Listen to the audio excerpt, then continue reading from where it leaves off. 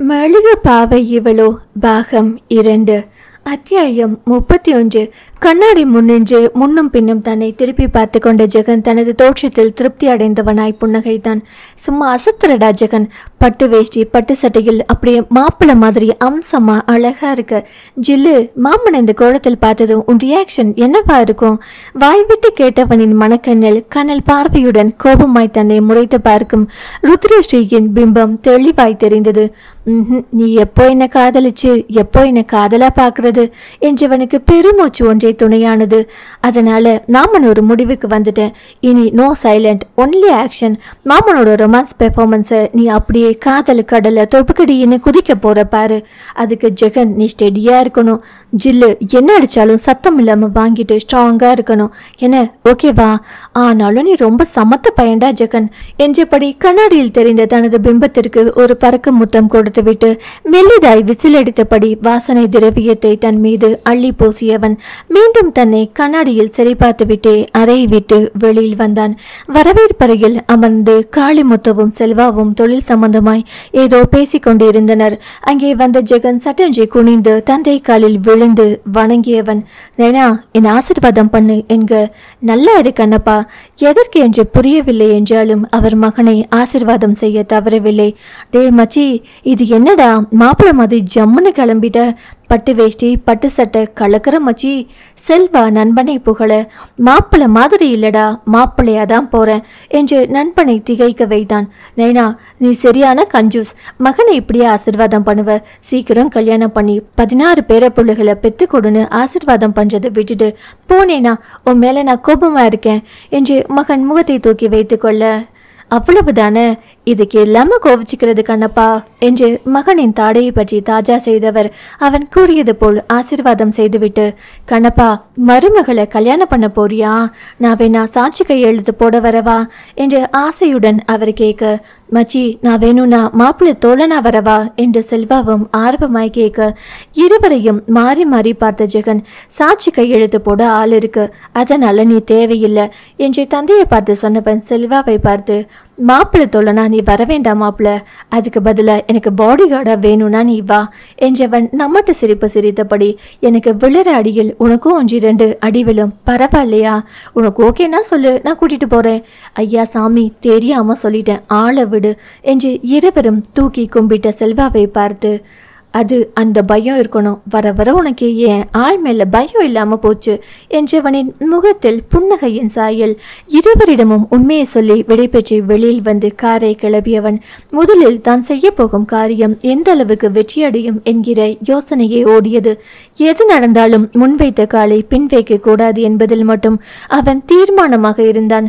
அங்கு ருத்ரஸ்ரீயோ பெருத்த யோசனையில் ஆழ்ந்திருந்தாள். அவளது நிறுவனம் சார்பாக வருடா வருடம் இலவசமாக திருமணம் நடத்தி வைப்பது உண்டு. அது அவளது தாத்தா ஆரம்பித்து வைத்த நல்ல காரியம். அவரை தொடர்ந்து அவளும் அதை செய்து வருகிறாள். போன வருடம் அவளது திருமண வாழ்க்கையில் ஏற்பட்ட பிரச்சனையால் அவள் அதில் கலந்து கொள்ளவில்லை. எந்த முகத்தை வைத்துக்கொண்டு அதில் கலந்து கொண்டு எல்லோருக்கும் தாலியை எடுத்து கொடுப்பாள்? யாரும் அவளை பார்த்து முகத்தை சுளித்து விட்டாள். அதனாலேயே அதை அப்படியே புறக்கணித்து விட்டாள். அதே போல் இந்த வருடமும் எல்லா ஏற்பாடுகளும் செய்தாகிவிட்டது. ஆனால் போன முறை போல் இந்த முறையும் போகாமல் தப்பிக்க அவளால் முடியவில்லை. மேடம், போன முறை நீங்க வராததுக்கே நிறைய ரூமர் கிளம்பிருச்சு. இந்த முறையும் நீங்க வரலனா இன்னும் பேசுவாங்க. அவளது மேனேஜர் சகாயராஜன் உண்மை நிலவரத்தை அப்படியே தெரிவித்திருந்தார். அவளது அன்னை சோபனாவும் அவளை அழைத்து, வெறும்பாயை மெல்லுகிறவங்களுக்கு நாமளே அவளை எடுத்து கொடுத்த கதையா இருக்கக்கூடாது ருத்ரா. உன் மனசில் உள்ள பிரச்சனையை தள்ளி வச்சுட்டு நீ இதில் கலந்துகிட்டே ஆகணும். நம்ம பிரஸ்டீஜை நாம தானே காப்பாற்றணும் என்று சொன்னதில் அவள் தலையை பிடித்து கொண்டு அமர்ந்து விட்டாள். திருமண வாழ்க்கையை தொலைத்த நான் எப்படி அடுத்தவர்கள் திருமணத்திற்கு தாலி எடுத்து கொடுக்க முடியும்? யாராவது என்னை ராசி இல்லாதவன்னு சொல்லிட்டா? ஒரு பெண்ணாய் அவள் மனம் குமரியது. வெகு நேரம் சிந்தித்தவள் பின் முடிவு செய்தவளாய் அதற்கு தயாராக துவங்கினாள். பேசும் உலகம் எப்படி இருந்தாலும் பேசத்தான் செய்யும். என் திருமண வாழ்க்கை தோல்வியடைந்ததற்கு நான் காரணம் இல்லையே, அவன்தானே காரணம். இதில் நான் எதற்காக தலை குனிய வேண்டும்? மனதில் நினைத்து கொண்டே கண்ணாடி முன்னின்று நெற்றிக்கு திலகமிட முயன்ற போது அவளது காதல் ஜெகன் என்று சொன்னது அப்படியே ஒலித்தது. இந்த விவாகரத்தில் மேடம் மீது எந்த தவறுமில்லை.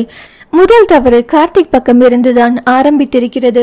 தவறு செய்த அவர் மனைவி குழந்தைன்னு வாழும் போது ஒரு குற்றமும் செய்யாத மேடம் ஏன் கண்ணீருடன் வாழ வேண்டும்? அவங்க வாழ்க்கையை வாழ அவங்களுக்கு உரிமை இல்லையா?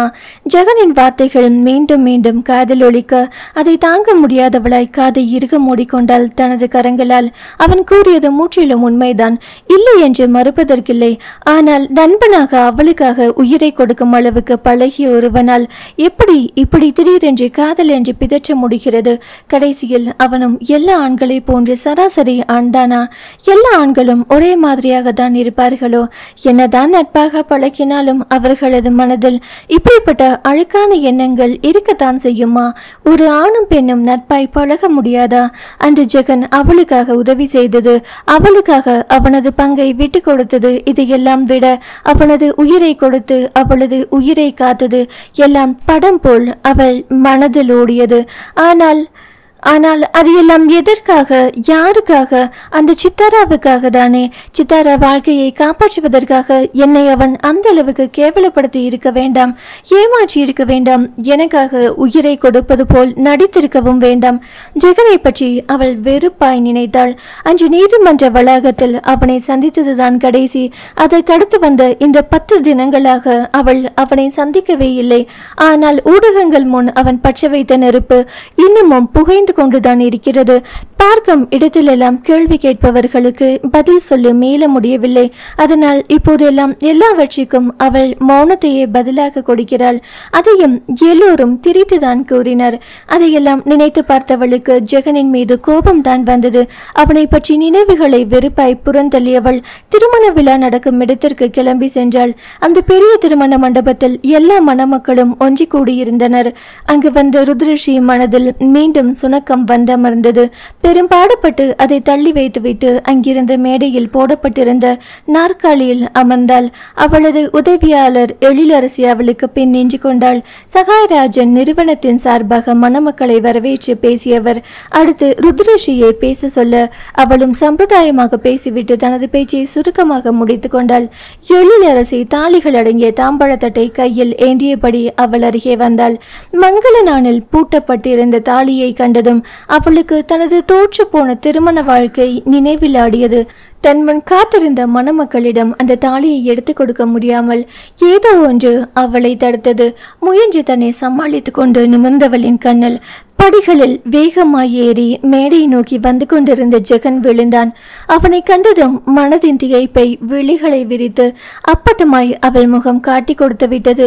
வேஷ்டியின் நுனியை வலது கையால் பிடித்து கொண்டு கம்பீரமாக படிகளில் ஏறியவன் அவளை நோக்கி புன்னகையுடன் வந்தான். ஹாய் ஸ்ரீ, கொஞ்சம் லேட் ஆகிருச்சு என்றபடி அருகில் வந்தவனை தனது கண்களால் எரித்து பஸ்பமாக்கினாள் அவள். அவனோ அதை கண்டு கொள்ளாது பூ என்று ஊதி தள்ளியவன்.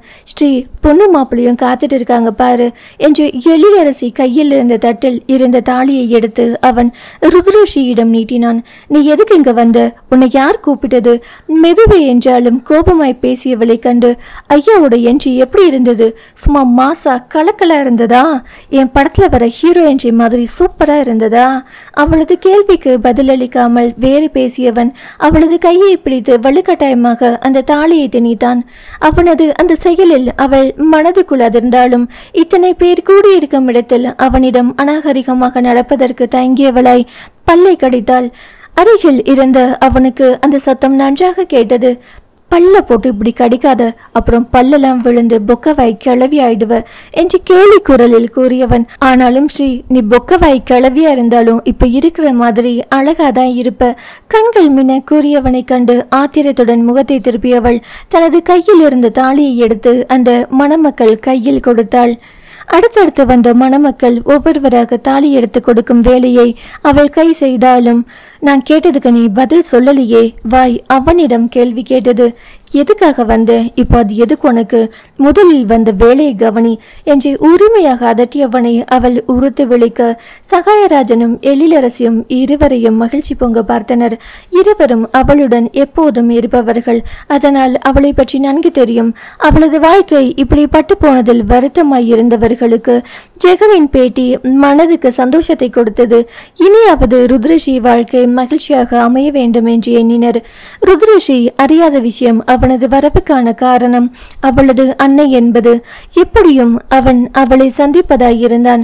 அதற்கு அச்சாரமாய் இந்த விழா அமைந்துவிட்டது, அவ்வளவுதான். அன்று ஊடகங்களிடம் கூறிய செய்தியை மெய்ப்பிப்பது போல் இருந்தது அவனது வரவு. அதற்கேற்றாற் போல் அவனும் அவளுடன் நெருங்கியே நின்றான். எல்லோருக்கும் கொடுத்து முடித்த பின் ஒரே ஒரு தாலி மட்டும் மீதம் இருந்தது. ஜெகன் அதை கையில் எடுத்து விரித்து பிரித்தபடி ருத்ரஸ்ரீயை பார்த்தான். அவனது அந்த செயலில் அவள் உள்ளுக்குள் வெளவெளத்து போனாள். வாழ்க்கையில் முதன்முறையாக அச்சம் கொண்டு அவளையும் அறியாத பயத்தில் ஓரடி பின்னால் நகர்ந்தாள். பயத்தில் வியர்வை முத்துக்கள் அவளது நெற்றியில் பூக்க ஆரம்பித்திருந்தது. அதை கண்டு அவன் முகத்தில் புன்முறுவல் பூத்தது. ஏ ஜில்லு, பயப்படாத. நம்ம கல்யாணம் எப்படியெல்லாம் நடக்கணும்னு எனக்கு நிறைய கற்பனை இருக்கு. இப்படியா யாருக்கும் தெரியாமல் திருட்டுத்தனமா பண்ணுவேன்? ஊர்கூட்டி பிரம்மாண்டமா நடத்த மாட்டேன். அவன் சொன்னது கேட்டு ஜெகன் அடக்கப்பட்ட கோபத்தில் அவள் குரல் சற்று ஓங்கி ஒலித்தது. எஸ் ஜில்லு, உன் ஜெகனே தான் என்றவன். இது யாருக்கு தெரியுமா? இங்க வாமா எழில் என்று எழிலரசியை அழைத்தான். எங்கம்மா உன் காதலன்? ஜெகன் கேட்டதற்கு பதில் சொல்லாமல் அவள் பயத்துடன் ருத்ரஸ்ரீயை பார்த்தாள். எழில், என்ன இது? ருத்ரா கோபமாய் அவளிடம் சீறினாள். அவனிடம் காட்ட முடியாத கோபத்தை அவளிடம் காட்டினாள் போலும். மேம், அது திக்கி திணறியவளை சமாதானப்படுத்தும் விதமாக, எழில் எதுக்கு பயப்படுறமா? உங்க மேடத்துக்கிட்ட தைரியமா சொல்லு, நான் ஒருத்தரை காதலிக்கிறேன். எங்க 2 பேர் வீட்டிலும் எல்லோரும் எதிர்க்கிறாங்க, அதனாலதான் இப்படி கல்யாணம் பண்றோன்னு. எழிலுக்கு பதில் பேசியவனை ருத்ரா உறுத்து விழிக்க, அதற்கு அவன் நானும் எழிலும் நல்ல ஃப்ரெண்ட்ஸ் என்றான். அவன் சொல்வதும் உண்மைதான். இந்த 6 மாத காலமாக அவன் ருத்ரஸ்ரீயை சந்திக்காமல் இருந்தாலும் அவளின் ஒவ்வொரு அசைவும் அவனுக்கு தெரிய வேண்டியிருந்தது. அந்த முரளியை நினைத்து அவனுக்கு அந்த அளவுக்கு பயம் இருந்தது. அதனால் எழிலரசியுடன் நட்பு பாராட்டினான். அதற்குள் எழிலரசியின் காதலன் மேடையில் ஏறினான். ஸ்ரீ, தாலி எடுத்து அவர் கையில் கொடு, நல்ல நேரம் முடிய போகிறது என்று ஜெகன் அவளை அவசரப்படுத்தினான். இவன் யார் எனக்கு கட்டளையிட? அவளது மனம் பொறுமியது. எழில், எதுக்கும் ஒரு தடவைக்கு 2 தடவை யோசிச்சுக்கோ. நாளைக்கு ஏதும் பிரச்சனை வந்தால் யாரும் வரமாட்டாங்க. இவ்வளவு இதோ உனக்கு சப்போர்ட் பண்ணி பேசும் இவர் கூட உனக்கு உதவ முன்வர மாட்டார். எழிலிடம் கூறிய ருத்ரஸ்ரீ ஜெகனை கேலியாய் நோக்கினாள். இது என் ஸ்ரீ கையால் தாலி எடுத்து நடத்தி கொடுக்கிற கல்யாணம். இது தோல்வியில் முடிய நானும் விடமாட்டேன். உனக்கு அண்ணனா எப்போதும் நான் உன் கூட இருப்பேன்னு உங்க முதலாளி அம்மா கிட்ட சொல்லி எழில். அவன் அவளுக்கு பிடிக்காதவன் தான். ஆனால் அந்த நொடி அவனது வார்த்தைகள் அவளது அலைப்புற்றிருந்த மனதிற்கு பெரித்த ஆறுதலை தந்தது என்னவோ உண்மை. கண்கள் விரிய ஆச்சரியத்துடன் அவனை பார்த்தவள் அவனது புன்னகையில் முறைத்து கொண்டு முகத்தை திருப்பிக் கொண்டாள். ஒரு நாளில் இத்தனை உணர்வுகளை காட்டிய தன்னவளை அவன் ரசித்து பார்த்தான். அப்போதுதான் அவள் முகத்தில் இருந்த வியர்வை துளிகள் அவன் கண்ணில் பட்டது. இப்ப எதுக்கு உனக்கு இப்படி வேர்க்குது என்றபடி அவனதை துடைக்க வர அவனது வார்த்தையில் திரும்பி பார்த்தவள் அவன் அடுத்து செய்ய போகும் காரியத்தின் வீரியத்தை உணர்ந்தவளாய் தனது மனக்கட்டுப்பாட்டையும் மீறி தனது கையை ஓங்கிவிட்டாள். அவனை அடிப்பதற்காக அவளது முகம் கோபத்தில் ஜிவு ஜிவுவென சிவந்து விட்டது. அதற்குள் சுதாரித்துக் கொண்ட ஜெகன் தனது இடது கையால் அவளது ஓங்கிய கையை பிடித்து தடுத்து விட்டான். விடு கையை அவனிடமிருந்து அவள் விளக்க முயல. பேசாம இரு ஸ்ரீ, அங்கே கல்யாணம் நடப்பதை பார். அதில் அவளது கவனம் மணமக்கள் மீது திரும்பியது. அப்போது அச்சதை அவர்கள் முன் நீட்டப்பட அதில் அவன் அவளது கையை விடுவித்தான். நாதஸ்வரம் மேளத்தின் மங்கள ஓசை மண்டபத்தை நிறைத்திருக்க மணமகன்கள் தங்களது மணமகளின் கழுத்தில் மங்கள நாணை பூட்டினார்கள். சாரி என்றான் அவன் அவளது காதுக்கருகில் குனிந்து. தான் செய்யவிருந்த தவறை அப்போதுதான் அவன் உணர்ந்தான். உனக்கு என்னைய பார்த்தா எப்படி தெரியுது? தேவையில்லாத பயிர்தான, யார் வேணும்னாலும் மேயலாங்கிற எண்ணம் தானே உனக்கு? அடிக்குரலில் சீரியவளை கண்டு அவன் மனம் வேதனை அடைந்தது. அவள் முகத்தில் வியர்வை அரம்பியிருப்பதை கூட காண சகிக்க முடியாத அளவுக்கு அவள் மேல் ஆழமான காதல் உள்ளவனை பார்த்து அவள் அப்படி கூறுகிறாளே, நிச்சயம் அப்படி ஒரு எண்ணம் எனக்கு இல்லை ஸ்ரீ. அந்த வேலியா நான் மாறி உனக்கு காவல் காக்கணும்னு தான் நான் விரும்புகிறேன். மெய்யான வருத்தத்துடன் சொன்னவனை கண்டும் அவளுக்கு ஆத்திரம் அடங்கவில்லை. எப்போதுதான் நிகழ்ச்சி முடியும் என்று காத்திருந்தவள் அடுத்த கணம் அங்கிருந்து வெளியேறியிருந்தாள். அவன் அருகில் இவ்வளவு நேரம் நின்றது அவளுக்கு எரிச்சலாய் அருவருப்பாய் இருந்தது. அவள் செல்வதை கண்டு அவனும் தன் காரில் ஏறி அவளை பின்தொடர்ந்தான். அலுவலகம் வந்ததும் உள்ளே நுழைந்த ருத்ரஸ்ரீ 3ஆம் மாடியில் இருந்த தனது அறைக்கு செல்ல எண்ணி மின் தூக்கியை நோக்கி நடந்தாள். மின் தூக்கியினுள் சென்று தளத்தின் எண்ணெய் அழுத்திவிட்டு அவள் நின்றிருக்கும் போது சரியாக கதவு மூடும் சமயம் ஜெகன் வேகமாய் உள்ளே வந்தான். இங்கேயுமா? அவள் மனதிற்குள் எரிச்சல் தோன்றிய போதும் இது நிர்வாகிக்கான தனி லிப்ட் என்றவள் தனது கையை வெளியே காண்பித்தாள். அதாவது அவனை வெளியேற சொன்னாள். அதற்குள் மின்தூக்கி கதவு மூடி அது மேலே செல்ல ஆரம்பித்தது. நானும் ஒரு நிர்வாகிதான் என்றான் அவன் சன்ன சிரிப்புடன். எனது? உச்சபட்ச அதிர்ச்சி அடைந்தாள் அவள். ஒரே நாளில் இப்படி அடுத்தடுத்து எத்தனை அதிர்ச்சியை தான் அவளுக்கு கொடுப்பான் அவன். இதுக்கு எதுக்கு இவ்வளவு அதிர்ச்சி ஸ்ரீ? இந்த கம்பெனி ஷேர்ஸ் என்கிட்ட இருக்கிறது உனக்கு தெரியும் தானே? அதில் அவளது வாய் மொத்தமாய் மூடிக்கொண்டது. அவன் சொல்வதை அவள் மறுப்பதற்கில்லை. அதை பத்தி பேசதா வந்திருக்கேன் என்றவன் கைகளை நெஞ்சின் குறுக்காக கட்டியபடி அவளை குறுகுறுவென பார்த்தான். அவளது பார்வை அவளை எரிச்சலடைய செய்ய மறுபக்கம் திரும்பி நின்றாள். அந்த பரிதாபம் 3 பக்கமும் கண்ணாடி பதித்த அந்த மின் தூக்கி அவனது பிம்பத்தை அவள் கண் முன்னே நன்றாக பிரதிபலித்தது. அதை கண்டு திகைத்தவளை பார்த்து அவன் கண் சிமிட்டி குறும்பாக சிரித்தான். கடவுளை, இந்த கொடுமையெல்லாம் என்ன பார்க்க வைக்கிறியே? தன்னை தானே நொந்தவளாய் கண்களை இறுக மூடிக்கொண்டு நின்றாள். அவனது பார்வை அவளது முதுகை துளைப்பது போல் அவளுள் ஒரு உணர்வு எழுந்தது. ஆனால் அவள் நினைத்தது போல் அல்லாமல் அவன் அவளின் மனநிலையை உணர்ந்தவனாய் தனது கண்களை மூடிக்கொண்டு நின்றிருந்தான். நான் உன்னை கண்களால் பார்க்கவில்லை என்றால் என்ன பெண்ணே? மனதால் நான் உன்னை பார்க்கிறேன். உன் அருகாமையை நான் ரசிக்கிறேன். மனதில் நினைத்தவன் அவளிடமிருந்து வந்த வாசனை திரவியம் மற்றும் பூவின் நறுமணத்தை நுகர்ந்தவாறு புன்னகை முகத்துடன் நின்றிருந்தான். மின் தூக்கி திறந்ததும் வேகமாய் வெளியேறியவளை தொடர்ந்து அவன் நிதானமாய் வெளியில் வந்தான். அவள் அறைக்கு சென்று 5 நிமிடம் கழித்து அவன் உள்ளே சென்றான். அதற்காக அவளிடம் அனுமதியெல்லாம் அவன் கேட்கவில்லை. உள்ளே நுழைந்தவனை கண்டு என்ன பேசுவது என்ன சொல்வது என்று தெரியாமல் அவள் விழித்து கொண்டு அமர்ந்திருந்தாள். முதன்முறையாக அவளது மூளையை வேலை நிறுத்தம் செய்ய வைத்து அவளை செயலிழக்க வைக்கும் அவன் மீது அவளுக்கு கோபமாய் வந்தது. மெல்லிய சருகையிட்ட பட்டுப்புடவையில் மிதமான ஒப்பனையில் அழகாய் இருந்தவளை மனதுக்குள் ரசித்தபடி அவள் முன் அமர்ந்தான் அவன். அவள் சொல்லாமலேயே அவளாக கேட்கட்டும் என்று அவனும் அவனாக பேசட்டும் என்று அவளும் அமைதி காத்தனர். பேச்சை ஆரம்பிக்காமல் இமைக்காது தன்னை பார்த்து கொண்டிருந்தவனை கண்டு எரிச்சலுற்றவளாய் அவன் முன் சொடுக்கு போட்டவள். என்ன விஷயமா வந்திருக்கீங்கன்னு தெரிஞ்சுக்கலாமா? அதான் சொன்னேனே, ஷேர்ஸ் பத்தி பேச வந்திருக்கேன்னு. ஓ என்று ஒரு கணம் யோசித்தவள் பின்பு, வெல், உங்க ஷேர்ஸ்க்கான பணத்தை நான் எப்படியாவது திருப்பி கொடுத்துடுறேன். ஆனா இது போல் நிர்வாகி அது இதுன்னு இனி பேச வேண்டாம். உங்க பணம் வட்டியும் முதலுமா உங்க வீடு தேடி வரும். அவனை நேரில் சந்திப்பதை தவிர்ப்பதற்காக சாமர்த்தியமாய் பேசியவளின் பேச்சை கண்டு அவன் மனதுக்குள் பாராட்டினாலும் வெளியில் கடுமையாய் முகத்தை வைத்துக் கொண்டு, ஹலோ, நான் என்ன வட்டிக்கா பணம் கொடுத்தேன்? இல்லம்மா, உங்க கம்பெனி ஷேர்ஸை நான் வாங்கி இருக்கேன். அதை லீகலா என் பேருக்கு மாத்தி கொடுத்ததும் நீதான். என்ன மறந்து போச்சா? இப்ப நானே அதை எழுதி கொடுத்தால் ஒழிய என்ன இங்கிருந்து வெளியேற்ற உன்னால முடியாது. தெனாவட்டாய் கூறியவனின் கழுத்தை பிடித்து வெளியில் தள்ளினால்தான் என்ன என்று தோன்றியது அவளுக்கு. ஆனா ஒரே ஒரு ஆப்ஷன் இருக்கு என்று அதற்கும் தீர்வு சொன்னவனை என்ன என்பது போல் விழியுயர்த்தி அவள் பார்த்த பார்வையில் அவன் அப்படியே சொக்கி போனான். அந்த மயக்கத்துடன் அவன் கூறினான், உன்னை போல் எனக்கு 3 ஆப்ஷன் இருக்கு என்று. அன்று அவள் பேசியதை நினைவு கூர்ந்தவன், 1, நீ என்ன காதலிக்கணும். 2, நீ என்ன காதலிக்கணும். 3, அதுவும் அதேதான், நீ என்ன காதலிக்கணும் என்றவன் தனது 2 புருவத்தை உயர்த்தியபடி எப்படி என்பது போல் மிதப்பாய் ஒரு பார்வை பார்த்து வைக்க அதில் அவள் கடுப்பானாள். அதில் அவளது வார்த்தைகள் தாறுமாறாய் வெளிவந்தது. நான் உன்னை காதலிக்கணுமா? அதுக்கான தகுதி உனக்கு இருக்கா?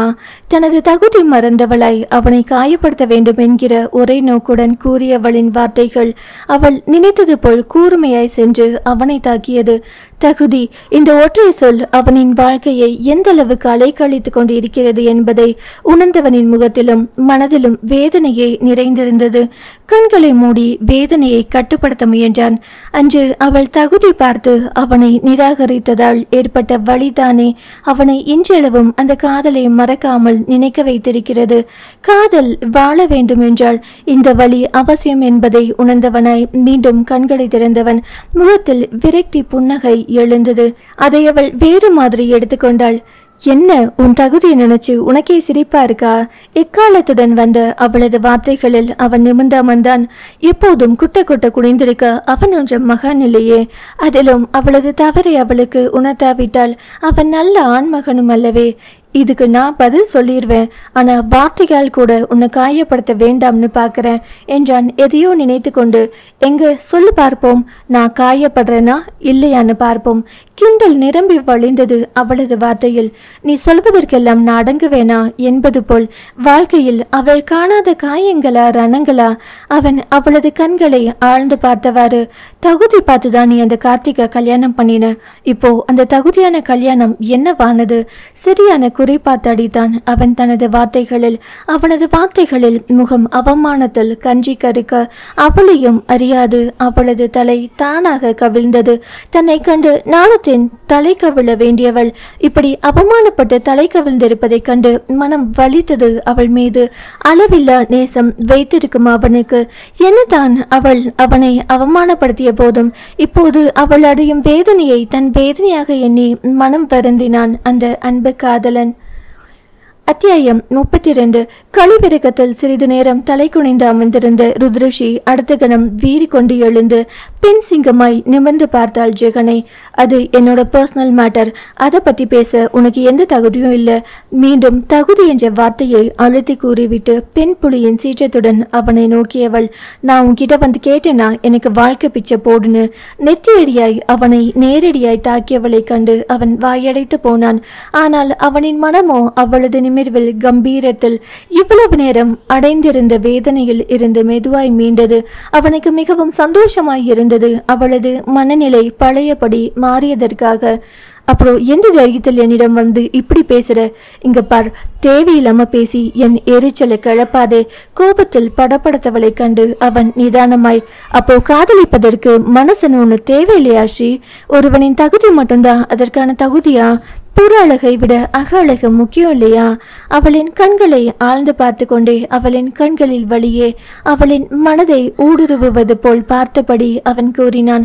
அவனது ஊடுருவும் பார்வையை ஏனோ அவளால் எதிர்கொள்ள முடியவில்லை. தொழில் ரீதியாய் எந்த ஒரு ஆணையும் தைரியமாய் நேரடியாய் அணுகியவளுக்கு அவனது பார்வையை சந்திக்க முடியவில்லை. அதுதான் அவனது கண்களில் வழிந்த எல்லையில்லா நேசத்துக்கான சக்தி என்பதை அக்கணம் அவள் அறியவில்லை. தனது பார்வையை கையில் இருந்த பேனாவின் மீது திருப்பி தன்னை நிலைப்படுத்தி கொண்டாள் அவள். அவளது மனதோ அவனது வார்த்தைகளிலேயே உழைஞ்சது. மனசு என்கிற ஒன்று இந்த உலகத்தில் இருக்கிறதா? அவளது மனம் கேள்வி கேட்டது அவனிடத்தில்.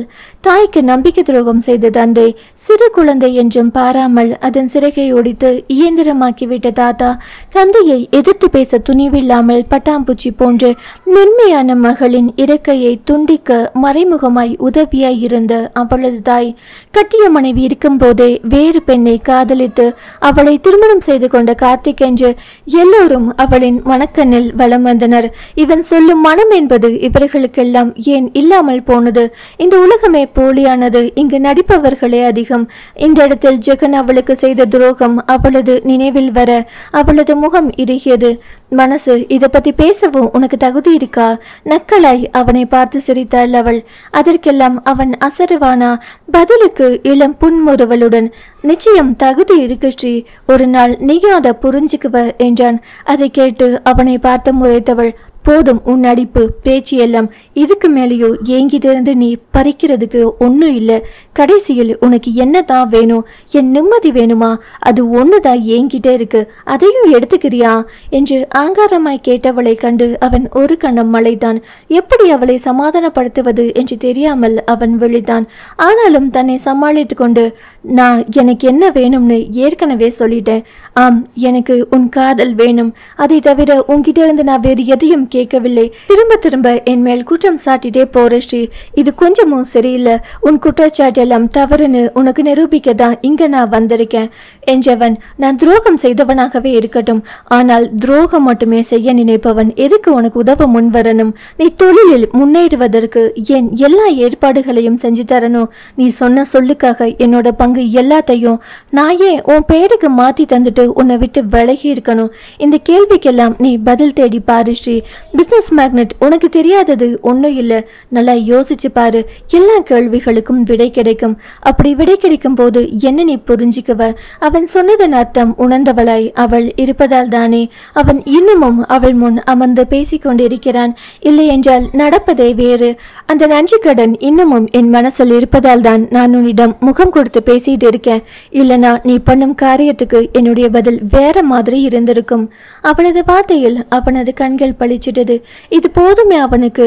ஓகே, இப்ப நம்ம பிசினஸ் பேசலாமா என்றான் மனதில் முகிழ்த்த மகிழ்ச்சியுடன். அவனது பேச்சிற்கு எதிர்பேச்சு பேசாமல் அவள் தலையை ஆமோதிப்பாய் ஆட்டினாள். இனி நானும் இங்க இருந்து பிசினஸ் பார்க்கலாம்னு முடிவு பண்ணியிருக்கேன் என்றவனை கண்டு அவளது கண்கள் சுருங்கி யோசனையாய் பார்த்தது. நான் ஷேர்ஸ் வாங்கி கிட்டத்தட்ட 1 வருஷத்துக்கு மேலாகுது.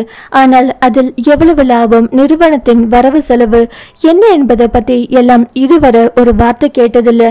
ஆனால் இனியும் என்னால் அப்படி இருக்க முடியாது. எனக்கு இத்தனை நாளுக்கான கணக்கு வழக்கு வேண்டும். தொழில் பேச்சு பேசி தானும் பக்கா தொழிலதிபன் தான் என்பதை அவளுக்கு காட்டிக்கொண்டான் அவன். அவனது பேச்சில் அவள் திகைப்புடன் அவனை பார்த்தாள்.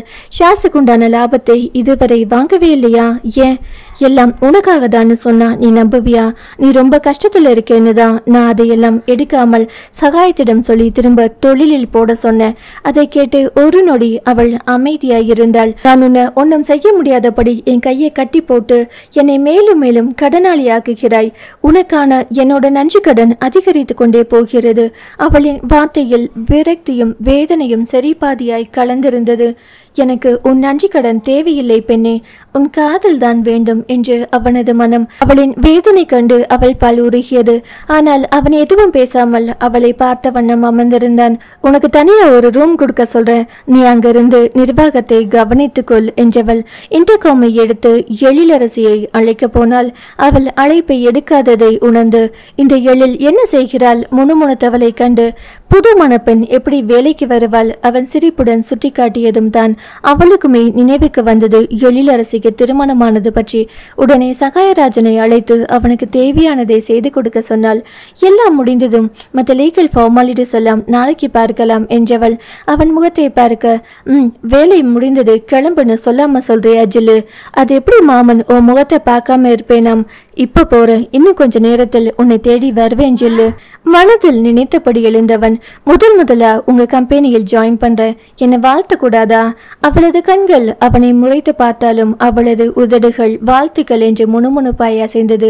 அதை கண்டு உல்லாச மனநிலையுடன் அவன் அங்கிருந்து எழுந்து சென்றான்.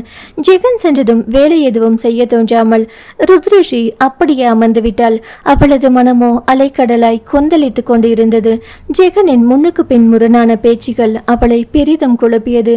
ஏன் இப்படியெல்லாம் பேசுகிறான்? சித்தாராவுக்காக நான் வாழ்க்கையை விட்டு கொடுத்து விட்டதால் இத்தனை உதவிகள் செய்கிறானா? ஒருவேளை அந்த இரக்கத்தில் தான் காதல்னு உளறுகிறானா? அவனை பற்றி அவளால் ஒரு முடிவுக்கு வர முடியவில்லை. அவனை பற்றி விடை தெரியா கேள்விகள் தான் அதிகமாய் இருந்தது. ஆனால் அதைவிட அவன் செய்த உதவிகள் அனைத்தும் நன்றி கடனாய் மாறி பாரமாய் அவளை அழுத்தி மூச்சு முட்ட செய்தது. மே ஐ கமின்? காதில் விழுந்த சொல்லில் வழக்கம் போல் கமின் என்று அவள் பதில் சொல்ல அடுத்த நொடி கதவை திறந்து கொண்டு வந்தது சாட்சாத் ஜெகனே.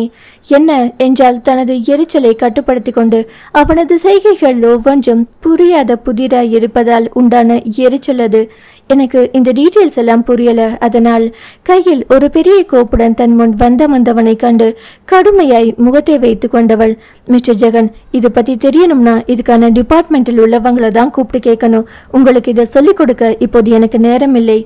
பட்டு கத்தரித்தார் போன்று பேசியவளை கண்டு மனம் சுணக்கமுற்றாலும், அப்படியா, அப்படியே செய்கிறேன் மகாராணி என்று லேசாய் முன்புறமாய் குனிந்து கிண்டலாய் சொன்னவனை கண்டு கடுப்படைந்தாலும் ஒன்றும் பேசாது அவள் அமர்ந்திருக்க, இருடி, இன்னும் கொஞ்ச நேரத்தில் நீயே அலறி அடிச்சுட்டு என்னை தேடி வருவ. அப்படி உன்னை வரவழைக்கலனா என் பேர் ஜெகவீர பாண்டியன் இல்ல.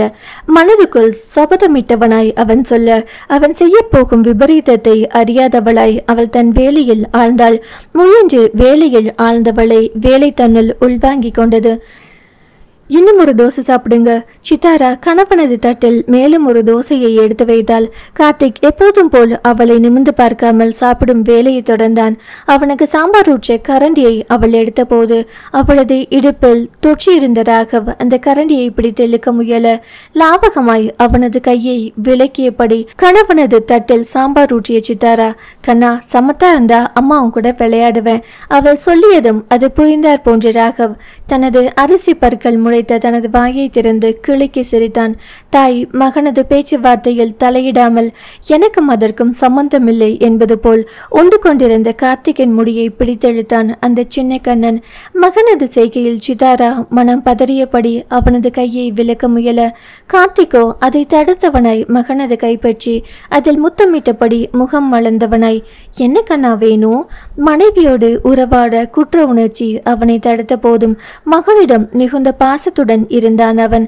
ஆனாலும் இந்த உள்ளம் கவர் கல்பனையா வேண்டாம் என்றோம் என்று இப்போதும் உள்ளுக்குள் மருகி கொண்டிருப்பது அவன் மட்டும் அறிந்த உண்மை.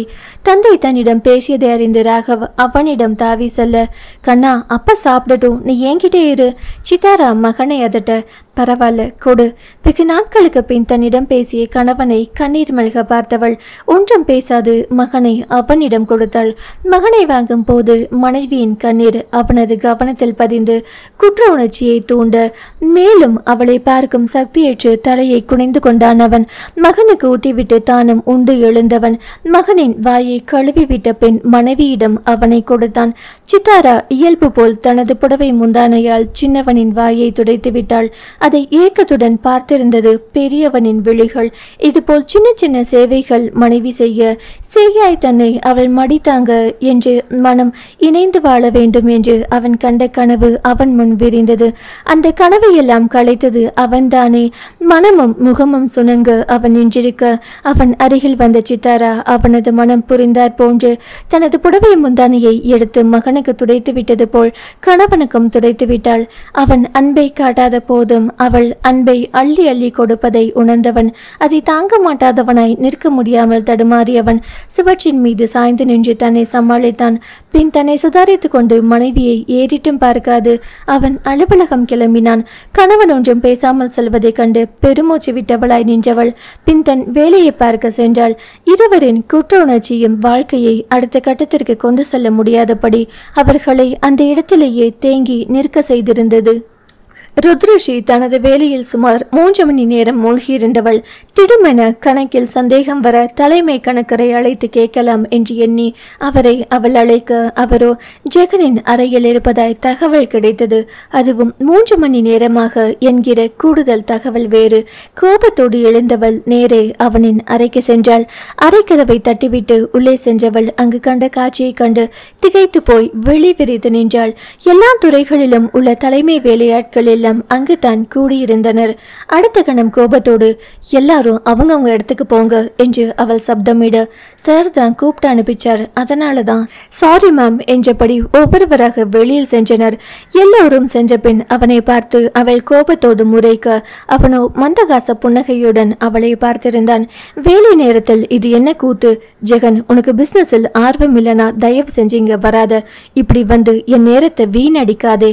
ஒவ்வொரு நொடியும் எனக்கு மிகவும் முக்கியமானது. ஒரு நொடி வீணடிச்சாலும் என் நிறுவனம் பின்தங்கி போயிடும். இது பிசினஸ், நீ பண்ற பிலிம் மாதிரி கிடையாது. மூச்சிறைக்க இறந்தவளை கண்டு பதட்டப்படாமல் கூளாய் தண்ணீர் போட்டிலை எடுத்து அவளிடம் அவன் நீட்ட அதை வாங்காமல் அவள் முறைத்து கொண்டு நிற்க, இது எல்லாம் நீ விளக்கி சொல்லியிருந்தா நான் ஏன் அவங்கள கூப்பிட போறேன்? இப்ப நீ விளக்க போறியா இல்ல நான் அவங்களெல்லாம் கூப்பிடவா? அசால்ட்டாய் கேட்டவனை கண்டு பல்லை மட்டுமே கடிக்க முடிந்தது அவளால். ஆனாலும் அவனை ஒன்றும் செய்ய முடியவில்லை அவளால். அதுதான் அவளுக்கு கொடுமையாக இருந்தது. இதுநாள் வரை மனதில் பட்டது உடனே செய்து முடித்தவளுக்கு அவனை எது தோன்றும் செய்ய முடியாமல் போனதுதான் அவளுக்கு மிகுந்த மன உளைச்சலை தந்தது. என் ரூம்க்கு வா என்றவள் அவனின் பதிலை கேட்காமல் அந்த அறையை விட்டு சென்று விட்டாள். அதிலேயே மனம் மகிழ்ந்தவனாய் அவளின் பின்னே சென்றான் அவன். அடுத்த 4 மணி நேரமும் அவள் விலக்கி சொன்னதில் அவன் தொழில் படிப்பில் முனைவர் பட்டமே வாங்கி விடுவான் போலிருந்தது. அந்த அளவுக்கு அழகாய் அவள் கணக்கு வழக்குகளை அவனுக்கு புரியும்படி விலக்கி சொன்னாள். அவள் எந்த அளவுக்கு தொழிலை நேசிக்கிறாள் என்பதை அப்போதுதான் அவனும் தெரிந்து கொண்டான். தனக்கு பிடிக்காதவனாய் இருந்தாலும் கூட தொழில் என்று வந்ததும் மனதில் வெறுப்பை களைந்துவிட்டு அவனிடம் அவள் பேசிய விதமே அதற்கு சான்று. அதனால் அவனும் தனது விளையாட்டுத்தனத்தை எல்லாம் மூட்டை கட்டி வைத்துவிட்டு ஒரு பங்குதாரராய் கேள்விகள் கேட்டு தனது சந்தேகத்தை நிவர்த்தி செய்து கொண்டான். அப்படி இருந்தும் மேசை மீது முன்னோக்கி அவன் பக்கமாய் அவள் சாய்ந்து அமர்ந்ததில் அவன் உணர்ந்த அவளது அருகாமையில் அவள் பேசும் அழகில் உதடுகளோடு சேர்ந்து விழி பேசும் விழி அழகில் சில சமயம் கோப்பின் பக்கத்தை புரட்டும் போது எதிர்பாராமல் அவளது விரலோடு அவனது விரல் உரசி செல்லும் மெல்லிய தொடுகையில் அவன் மொத்தமாய் தன்னை இழந்து கொண்டிருந்தான் என்றால் மிகையாகாது. அவனுக்கும் அவளுக்கும் இடையில் இருந்த மேசையின் இடைவெளியை தாண்டிட துடித்தது அவனது காதல் மனம். தொழில் பாடம் நடத்தும் அவளது இதழ்களை கவ்வி இழுத்து காதல் பாடம் நடத்திட விரும்பியது அவனது தாபம் கொண்ட நெஞ்சு. அவனையும் அறியாது அவன் சற்று முன்னோக்கி நகர அவனது கையில் எச்சரிக்கை அடைந்தவளாய் பின்னோக்கி நகர்ந்தவள் என்னவென்று சொல்வான். கன நேரம் திருத்திருவன விழித்தவன் பின் முகத்தை பாவமாக வைத்துக்கொண்டு பசிக்குது என்றான். ஓ, லஞ்ச் டைம் ஆச்சா? ஓகே, போகலாம் என்று அவள் அனுமதி கொடுக்க, நைனா இப்பவே இப்படி கண்ணை கட்டுதே. மனசுக்குள் ஆயாசமாய் உணர்ந்தாலும் நிறைவாய்தான் இருந்தது அவனுக்கு. அதற்கு மேல் அங்கிருக்க முடியாமல் எழுந்தவன் அறையை விட்டு வெளியில் வந்தான். வெளியில் வந்த பிறகே உண்மையான பசியை அவன் உணர அருகில் இருந்த உணவு விடுதிக்கு செல்ல எண்ணி காரை கிளப்பினான். அங்கு சென்று உணவுக்கு ஆர்டர் கொடுத்துவிட்டு காத்திருக்கும் போதுதான் அவனுக்கு ஞாபகம் வந்தது அவள் இன்னமும் உண்ண செல்லவில்லை என்பது. உடனே அவளுக்கும் தனக்கும் சேர்த்து இருவருக்குமாய் உணவை பார்சல் செய்து கையில் வாங்கி கொண்டவன் உற்சாகமாய் அவளின் அறைக்குள் அனுமதி வேண்டிவிட்டு உள்ளே நுழைந்தான். இப்ப என்ன, ஒரு நாளில் எத்தனை தடவை தான் அவளை எரிச்சல் பட வைப்பான் அவன். சலிப்பாய் இருந்தது அவளுக்கு. நீ சாப்பிட போகலையா? அதான் உனக்கும் சேர்த்து வாங்கிட்டு வந்த. அவனது பேச்சில் அவளது விழிகள் அவனை கூர்மையாய் அளவிட்டது. அதை கண்டு கொள்ளாதவனாய் அவன் அவள் முன் தான் வாங்கி வந்த உணவு வகைகளை கடை பரப்பினான். அதை கண்டு முகத்தை சுளித்தாள் அவள். நான் உன்கிட்ட கேட்டேனா? எனக்கு பசிக்கல, இதெல்லாம் எடுத்துட்டு போ. கோபத்தோடு சொன்னவளை கண்டு புன்னகைத்தவன், சும்மா பொய் சொல்லாத, மணி என்னன்னு பாரு, 3 ஆக போகுது, இன்னும் உனக்கு பசிக்கல என்றவன் ஒரு உணவு பொட்டலத்தை எடுத்து வலுக்கட்டாயமாய் அவள் கையில் திணிக்க, உன் எல்லையை நீ தாண்டாதே. அவனது செயலில் ஆத்திரத்துடன் கூறியவள் சட்டென்று அந்த காரியத்தை செய்தாள். பட்டென்று அந்த உணவு பொட்டலத்தை அவள் தட்டிவிட சூடான அந்த உணவு அவன் கையில் விழுந்து அவனை தீயாய் சுட்டது. சூடு தாங்காமல் அவன் அலற, சிறு வயதில் சூடுபட்டவளுக்கு தானே தெரியும் அதன் வேதனையும் வலியும். அத்துடன் அன்று குண்டடிப்பட்ட போது அவன் தனது தந்தையின் தோளில் சாய்ந்து வலிக்குது நைனா என்று அழுதது வேறு இந்நேரம் ஞாபகத்தில் வந்து தொலைத்தது அவளுக்கு. ஜெகன், ஐம் சாரி, ரொம்ப வலிக்குதா? அவனது கையை பற்றியபடி தன்னையும் அறியாது துடித்தவளாய் அவனது முகத்தை வேதனையோடு பார்த்தாள். இப்போது மனதளவில் சிறு வயது ருத்ராவாய் அவன் சூடுபட்டது கண்டு தானே சூடுபட்டது போல் துடித்து போனாள் அவள். அவளின் துடிப்பு வேதனை எல்லாம் கண்டவன் பிரமிப்பாய் அவளை பார்த்தபடி அப்படியே நின்றான்.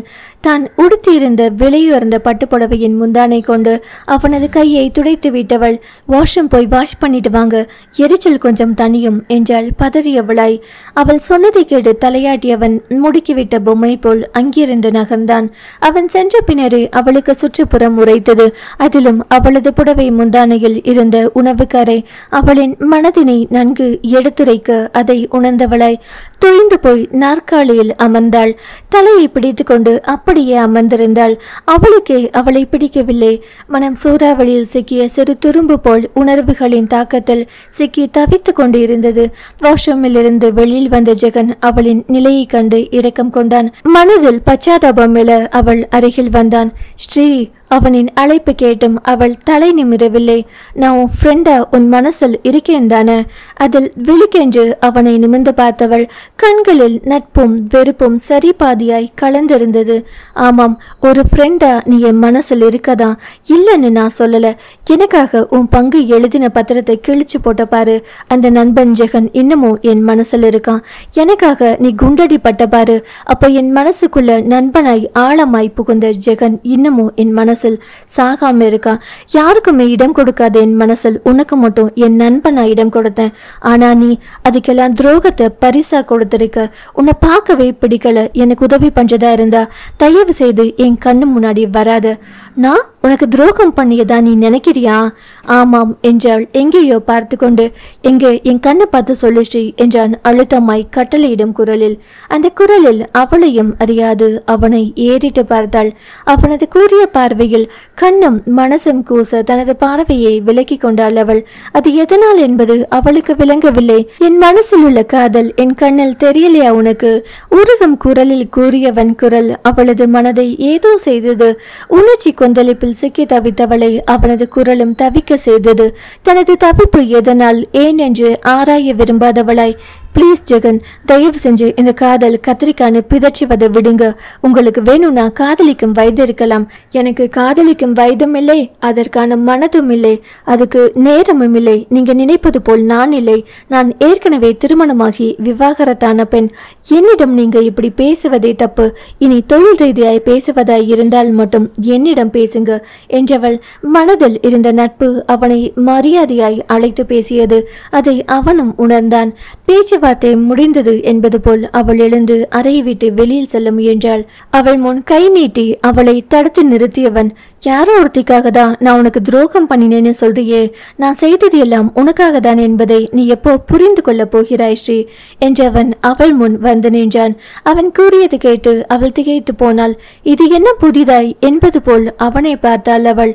அந்த கணம் அவள் எதிர்பாராத அந்த காரியத்தை செய்தான். எந்தவித தயக்கமும் இல்லாமல் அவளது இடது கையை பற்றி தன் கண்முன் ஏந்தியவன் அவளது உள்ளங்கையை விரித்து அதில் ₹1 அளவுக்கு வட்டமாயிருந்த அந்த சூட்டு காயத்தின் வடுவை வேதனையுடன் பார்த்தவன் பின் அவளை பார்த்து, எனக்கும் சூடுபட்டால் எப்படி வலிக்கும்னு தெரியும் ஸ்ரீ. நான் மட்டும் அன்னைக்கு உன் பக்கத்தில் இருந்திருந்தா உனக்கு இப்படி ஒரு அநியாயம் நடக்க விட்டிருக்க மாட்டேன். அன்னைக்கு நீ அடைஞ்ச வலி இப்பவும் எனக்குள் வலித்து கொண்டே இருக்கு என்றான் தனது இதயத்தை சுட்டிக்காட்டி. இது எல்லாம் ஏன் உனக்கு புரியலையா என்றவன் அவளிடம் இருந்து பார்வையை விளக்காது அவளது உள்ளங்கையில் தன் இதழை பதித்தான். அவளது மனக்காயத்தை ஆற்றும் பொருட்டு, தன் காதலை அவளிடம் உணர்த்தும் பொருட்டு அவனது இதழொற்றிலில் அவளது மூளை வேலை நிறுத்தம் செய்து செயலிழந்து போனது. தனது கையை அவனது பிடியிலிருந்து விலக்க கூட முடியாமல் ஒருவித அதிர்வுடன் அவள் நின்றிருந்தாள். அந்த அளவுக்கு அவனது செய்கையை விட அவனது வார்த்தைகள் அவள் மனதில் பெரும் பாதிப்பை ஏற்படுத்தியிருந்தது. அத்தியாயம் 33. ஜெகன் பேசியதை கேட்டு ருத்ரஷியின் மனம் அந்த காலகட்டத்திற்கே சென்றது. தன் வலியால் அழுது கரைந்த போதும் அதையெல்லாம் பொருட்படுத்தாமல் சூடு வைத்த தாத்தாவின் கொலைவெறி கொண்ட முகம் அவள் நினைவில் இப்போதும் எழுந்து அவளை உள்ளுக்குள் இறுக செய்தது. அதைவிட அதை தடுக்காமல் வேடிக்கை பார்த்து கொண்டிருந்த தனது தாயை எண்ணி இப்போதும் கோபம் வந்தது அவளுக்கு. அன்று மாறிய அவளுடைய வாழ்க்கை இன்று வரை மாறவே இல்லை. ஒரு மாதிரி இயந்திரத்தனமாய் செல்கிறது. இது எல்லாம் இவனுக்கு எப்படி தெரியும் என்று நினைத்தவளுக்கு அப்போதுதான் தனது கை அவனது பிடியில் இருப்பது தெரிந்தது. அதில் அவன் முத்தமிட்டதையும் அவள் உணர்ந்தாள். அடுத்த கணம் வெடிக்கென்று அவனது பிடியில் இருந்து தனது இடது கையை உதறி தள்ளியவள், எவ்வளவு தைரியம் இருந்தா என் கையை பிடித்து மேலே சொல்ல முடியாமல் கோபத்தில் தனது வலது கையை அவனை நோக்கி அடிப்பதற்காக உயர்த்திவிட்டாள். அந்த அளவுக்கு ஆத்திரம் கனன்றது அவள் மனதில். எந்த அளவுக்கு அவன் தன்னை கேவலமாக எண்ணி இருக்கிறான் என்று அவள் மனம் வெகுண்டது. காலையில் திருமண மண்டபத்தில் தடுத்தது போல் இப்போதும் லாபகமாய் அவளது கையை பிடித்து தடுத்தவன் கொஞ்சமும் கோபம் குறைவதாய் இல்ல என்ன? இவ்வளவு கோபம் ஆகாது ஸ்ரீ. உன் கோபத்தை தள்ளி வைத்துவிட்டு கொஞ்சம் யோசித்து பார், அப்போது என் மனம் உனக்கு புரியும் என்றான் தன்மையாக. அவனுக்கே அவனது பொறுமை ஆச்சரியமாக இருந்தது. தனக்கு இந்த அளவுக்கு பொறுமையாக பேச தெரியும் என்பதை இன்றுதான் அவனும் உணர்ந்தான். முதலில் கையை விடு. ஆத்திரத்துடன் கையை உதறியவளை விடுவிக்காமல் இன்னமும் இறுக பிடித்து கொண்டு, நானும் மனிதன்தான் ஸ்ரீ. ஒரு நேரம் இல்லை என்றாலும் ஒரு நேரம் எனக்கும் கோபம் வரும். அப்போது அதன் விளைவுகள் எப்படி இருக்கும்னு எனக்கே தெரியாது. அதனால் என் விஷயத்தில் உன் கோபத்தை குறைப்பது உனக்கு நல்லது. நீ என் கையை பிடிப்ப, முத்தம் கொடுப்ப, நானும் ஆஹா அதுக்கு என்னன்னு ஈன்னு இழிச்சிட்டு நிக்கணுமா? அதுக்கு வேற ஆளை பாரு.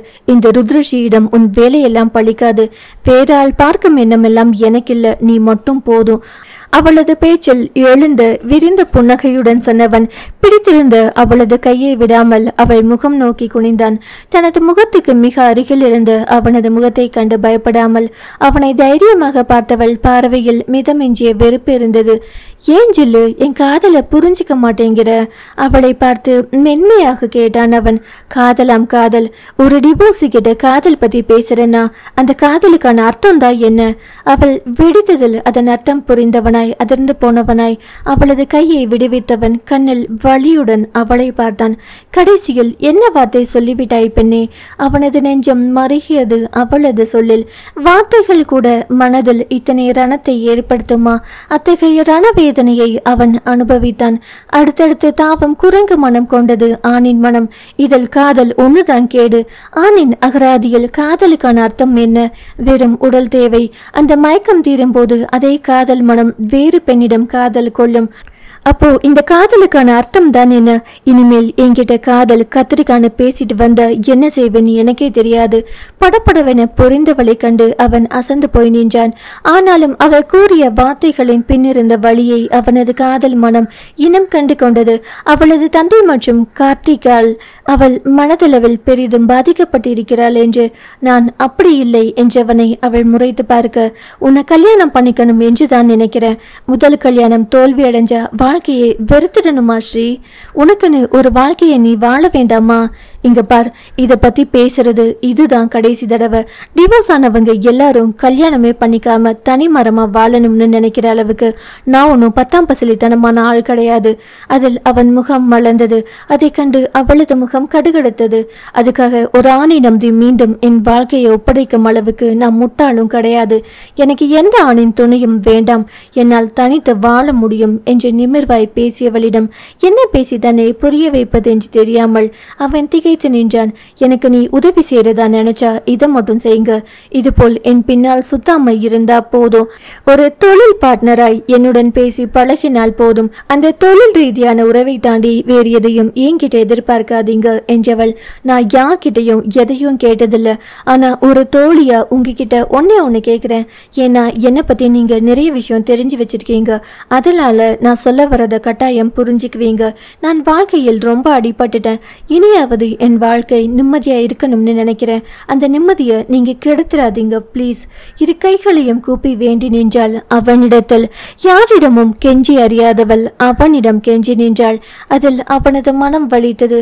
கூப்பிய அவளது கரத்தை பற்றி கீழே இறக்கியவன், உனக்காக உன் நிம்மதிக்காக நீ சொல்றதெல்லாம் செய்யணும்னு தான் என் மனசு துடிக்குது. ஆனா இதை நான் செஞ்சா என் நிம்மதி என்னை விட்டு போயிருமே. அதனால சாரி ஸ்ரீ, என்னால நீ கேட்கறத இப்போது மட்டுமில்ல எப்போதுமே செய்ய முடியாது. எரிச்சலில் முணுமுணுத்தவளை ஆழ்ந்து பார்த்தவன், உன்னோட நிம்மதி நான் தாங்கிறத உனக்கு புரிய வைக்காம உன்னை விட்டு போக மாட்டேன். அதே போல் என் காதலையும் உனக்கு உணர்த்தாம நான் போக மாட்டேன். இது உடல் சார்ந்த காதலா இல்ல மனம் சார்ந்த காதலான்னு போக போக நீயே புரிஞ்சுப்ப. அழுத்தம் திருத்தமாய் தனது மனதினை அழகாய் வெளிப்படுத்தியவனை கண்டு கோபமும் ஆத்திரமும் எழ பதில் சொல்லாமல் அறையை விட்டு வெளியேறினாள்.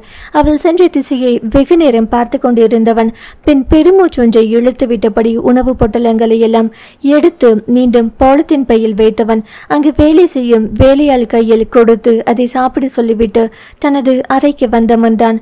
அவள் உணவு உண்ணாமல் அவனாலும் உணவு உண்ண முடியவில்லை. அதைவிட அவளது பேச்சுக்கள் எல்லாம் பாரமாய் மாறி அவனின் மனதை பெரிதும் அழுத்தியது. எந்த பக்கம் போனாலும் எகிரியடிக்கும் அவளிடம் எப்படி தனது காதலை சொல்லி புரிய வைப்பது என்று அவனுக்கு சத்தியமாக தெரியவில்லை. ஆனாலும் அப்படியே விட்டுவிடவும் அவனுக்கு மனமில்லை. ஒரு முறை அவளை கை நழுவ விட்டுவிட்டு அவன் தவித்தது போதாதா? இன்னமும் அந்த தவிப்பை உணர்ந்தவன் போல அவனது இதயம் வேகமாய் துடித்தது. வேண்டாம் வேண்டாம், இன்னொரு முறை அதை தாங்கும் சக்தி எனக்கில்லை. எப்படியும் என் காதலை அவளுக்கு உணர்த்தியே தீருவேன் மனதில் தீவிரமாய் நினைத்து கொண்டான். மிதவாதியாய் இருப்பவனை கூட தீவிரவாதியாக மாற்றும் வல்லமை படைத்தது காதல். இவனோ ஏற்கனவே காதலில் தீவிரவாதிதான். ஏதோ அவளுக்காக மென்மையாக இதை கையாளுகிறான். ஆனால் இந்த மென்மையை அவன் கைவிடும்படியான சூழ்நிலை மறுநாளே வரப்போவதை அப்போது அவன் அறிந்திருக்கவில்லை. அன்று மாலை வீட்டுக்கு சென்றவனை ஆரத்தி சுற்றி வரவேற்காத குறையாக வரவேற்றனர் அவனது தந்தையும் நண்பனும். மச்சி, போன காரியம் வெற்றிதானே? தன் கட்டை விரலை தூக்கி காண்பித்த செல்வாவை கண்டு மெல்ல சிரித்தபடி சோஃபாவில் அமர்ந்தான் ஜெகன். கணப்பா, மருமக பொண்ணு என்ன சொல்லுச்சுப்பா? நீ ஒன்னும் வீணா அதுகிட்ட தகராறு பண்ணலையே? தந்தையின் வார்த்தையில் காலிலிருந்து அவளுக்கும் தனக்கும் நடந்த வாக்குவாதத்தை நினைத்து பார்த்தவனின் புன்னகை மட்டும் மாறவில்லை. மாமா, மச்சி சிரிக்கிறத பார்த்தாலே தெரியல போன காரியம் ஜெயந்தான்னு. ஆர்வமாய் கேட்கும் தந்தையிடம் எப்படி போய் செல்வது என்று யோசித்துக் கொண்டிருந்தவனுக்கு செல்வா எடுத்து கொடுக்க அதை கெட்டியாய் பிடித்து கொண்டானவன். உன் மவன் போன காரியம் வெற்றி இல்லாமலா? சட்டை கலரை தூக்கிவிட்டு கொண்டவனை கண்டு காளிமுத்துவின் மனம் நிறைந்தது. மகிழ்ச்சியோடு மன நிறைவோடு சிரிக்கும் மகனது முகத்தை காண காண தெவிட்டவில்லை அவருக்கு. அப்போது அங்கு காப்பி எடுத்து கொண்டு வந்த அகிலாண்டம், தொழில்னு இப்படி அலைஞ்சிட்டு இருந்தா எப்படி கண்ணப்பா? உன் வயசுதான் நம்ம மாப்பிள்ளைக்கு. அவரை பாரு, கல்யாணம் பண்ணி ஒரு குழந்தை இருக்கு. இன்னும் 4-5 மாசத்துல உனக்கு 33 வயசாக போகுது. வருஷம் போனா இளம்ப திரும்புதுன்னு உனக்கு நினைப்பா? அகிலா, கண்ணப்பாவுக்கு எப்ப எது நடத்தணும்னு எனக்கு தெரியும். நீ பேசாம இரு. காளிமுத்து மனைவியை அடக்கினார். இப்படி என்ன பேச விடாம வாயை கட்டி போட்டுருங்க. அவன் உங்களுக்கு மட்டும் பிள்ளை இல்லை, எனக்கும் தான். உங்க ஐயாவோட பேத்தியை கட்டணும்னு சொன்னீங்க. இப்போ அந்த பொண்ணு வேற ஒருத்தனை காதலிக்குது. இதான் இவனை காதலிச்ச பொண்ணு வேற கல்யாணம் பண்ணிருச்சு. இன்னும் எத்தனை நாளைக்கு என் பையன் இப்படி தனி மரமா இருக்க முடியும்? எது எப்படியோ எனக்கு அவனோட கல்யாணத்தை உடனே நடத்தியாகணும். என் ஒன்று வீட்டு அண்ணன் மகளுக்கு நம்ம கண்ணப்பாவை கேட்டு விட்டுருக்காங்க. இன்னைக்கே எனக்கு 2ல் ஒரு முடிவு தெரிஞ்சாகணும். அகிலாண்டம் பிடிவாதமாய் தன் பிடியில் நின்றார். அவருக்கு எதுவும் தெரியாதென்று அவர்கள் நினைத்து கொண்டிருக்க அவர் அனைத்தையும் பிட்டு வைத்ததில் மூவருமே கதி கலங்கி விட்டனர். மூவரும் ஒருவரை ஒருவர் பார்த்து கொண்டனர். ஈயாடவில்லை எல்லோரின் முகத்திலும். நைனா, ஏதாவது செஞ்சு என்னை காப்பாத்தேன் என்று ஜெகன் தந்தையை பரிதாபமாக பார்த்தான். நான் பார்த்துக்கிறேன், நீ பேசாம இரு. கண்ணமர்த்தி அவனை அமைதிப்படுத்திய காளிமுத்து, அகிலா, உன் அண்ணன் பொண்ணு கொஞ்சம் கருப்பால இருப்பா. அவ எப்படி நம்ம கண்ணப்பாவுக்கு சரி வருவா? தாடையை தடவி யோசிப்பது போல் காளிமுத்து கூறினாலும் மனதுக்குள், கடவுளே என்னை மன்னிச்சிருப்பா. அடுத்த வீட்டு பொண்ணை பத்தி தப்பா பேசுறதுக்கு என் பொண்ணுங்களும் மாநிறந்தான். ஆனா நான் இப்படி பேசுறது எல்லாம் என் மகனோட காதலுக்காக தான். மானசீகமாக கடவுளிடம் மன்னிப்பு கேட்டார் இரு பெண்களை பெற்ற தந்தையாய். நம்ம கண்ணப்பா மட்டும் அப்படியே சுண்டுன ரத்தம் வர அளவுக்கு சிவப்பு பாருங்க என்று நொடித்த அகிலாண்டம். அவ அப்படி ஒன்றும் கருப்பில்ல, மானரந்தா. சும்மா சாக்க போக்கு சொல்லாதீங்க. நம்ம கண்ணப்பாவை நீ ஏன் இப்படி சொன்னா எப்படி அகிலா? அவனுக்கு அப்படி ரதி மாதிரி பொண்ணு பார்க்கணும்னு நான் நினைச்சிருக்கேன். நீ என்னடானா உன் அண்ணன் மகள் அந்த கருப்பிய அவன் தலையில் கட்ட பாக்குறியே. இன்னும் கொஞ்ச நாள் பொறு, நல்ல பொண்ணா பார்த்து அவனுக்கு கல்யாணம் பண்ணி வச்சிருவோம். எப்போதும் கணவனை எதிர்த்து பிடிவாதம் பிடித்த பழக்கம் இல்லாததால் அகிலாண்டம் அரைக்குறை மனதோடு அங்கிருந்து சென்றார். நைனா, தேங்க்ஸ் நைனா. தந்தையின் கையை பற்றியபடி ஜெகன் ஆர்ப்பரிக்க, உனக்காக இது கூட செய்ய மாட்டேனா கண்ணப்பா? எதை பற்றியும் கவலைப்படாம நீ மருமகளை எப்படி கல்யாணம் பண்ணி இங்க கூட்டிட்டு வரதுங்கிறத மட்டும் யோசி என்று அவர் அவனை ஊக்கப்படுத்தினார். அதை நீங்க சொல்லவும் வேணுமா மாமா? இனி மச்சிக்கு அதுதானே முழு நேர வேலை. செல்வா சொன்னதை கேட்டு மற்ற இருவரும் சிரிக்க அதை கண்டு அவனும் வாய்விட்டு சிரித்தான். பா, மழலையில் பிதற்றிய மகனை நெஞ்சோடு அணைத்து கொண்ட கார்த்திகின் மனம் எல்லையில்லா உவகையில் திளைத்தது. கண்ணா, எங்கே பா சொல்லு. மீண்டும் மீண்டும் அவனை அப்பா என்று அழைக்க சொல்லி கேட்டு மகிழ்ந்தான் அந்த இளம் தந்தை. மனதில் இருந்த வருத்தம் கவலை எல்லாம் மகனது முகத்தை பார்க்கும்போது அப்படியே விலகி செல்வதை உணர்ந்தான் அவன். மனம் லேசாய் இருப்பது போல் ஒரு உணர்வு. வெகு நேரம் ராகவுடன் விளையாடி கொண்டிருந்தவன் அவன் கண்ணை கசக்கவும் அவனை தனது நெஞ்சில் போட்டு மெல்ல தட்டி கொடுக்க ஆரம்பித்தான். தந்தையின் நெஞ்சில் சொகுசாய் சாய்ந்த அந்த சின்னெஞ்சிட்டு மெல்ல கண்ணயர்ந்தது. வேலையை முடித்து கொண்டு வந்த சிதாரா மகன் படுத்திருந்த நிலையை கண்டு சந்தோஷப்பட்டவளாய் கணவனது அருகில் வந்தவள், அதுக்குள்ள தூங்கிட்டானா? மகன் எழுந்துவிடக் கூடாது என்று கார்த்திக் வாயில் விரல் வைத்து மனைவியை எச்சரிக்கை செய்ய அதில் சித்தாரா உள்ளம் இன்னமும் அதிகமாய் மகிழ்ந்து போனது. இந்த இயல்பான கணவனை தான் இத்தனை நாட்களாய் அவள் தொலைத்திருந்தாள். அந்த மனநிறைவுடன் மகனை அள்ளி எடுத்து இருவருக்கும் இடையில் படுக்க வைத்தவள் தானும் படுக்க போனாள். சித்து வெகு மாதங்கள் கழித்து கணவன் தன்னை அழைக்கவும் பரபரப்புடன் அவனை நிமிர்ந்து பார்த்தவள், என்னங்க, நான் உன்கிட்ட கொஞ்சம் பேசணும் என்றான் தலையை குனிந்து கொண்டு. பேசலாமே என்றபடி அவள் அவன் அருகில் வந்தமர்ந்து ஆவலுடன் அவன் முகத்தை பார்த்தாள். என்ன மன்னிச்சிரு. ஐயோ, மன்னிப்பு நீயே, பெரிய வார்த்தையெல்லாம் சொல்லிக்கிட்டு எல்லாத்தையும் மறந்துருங்க.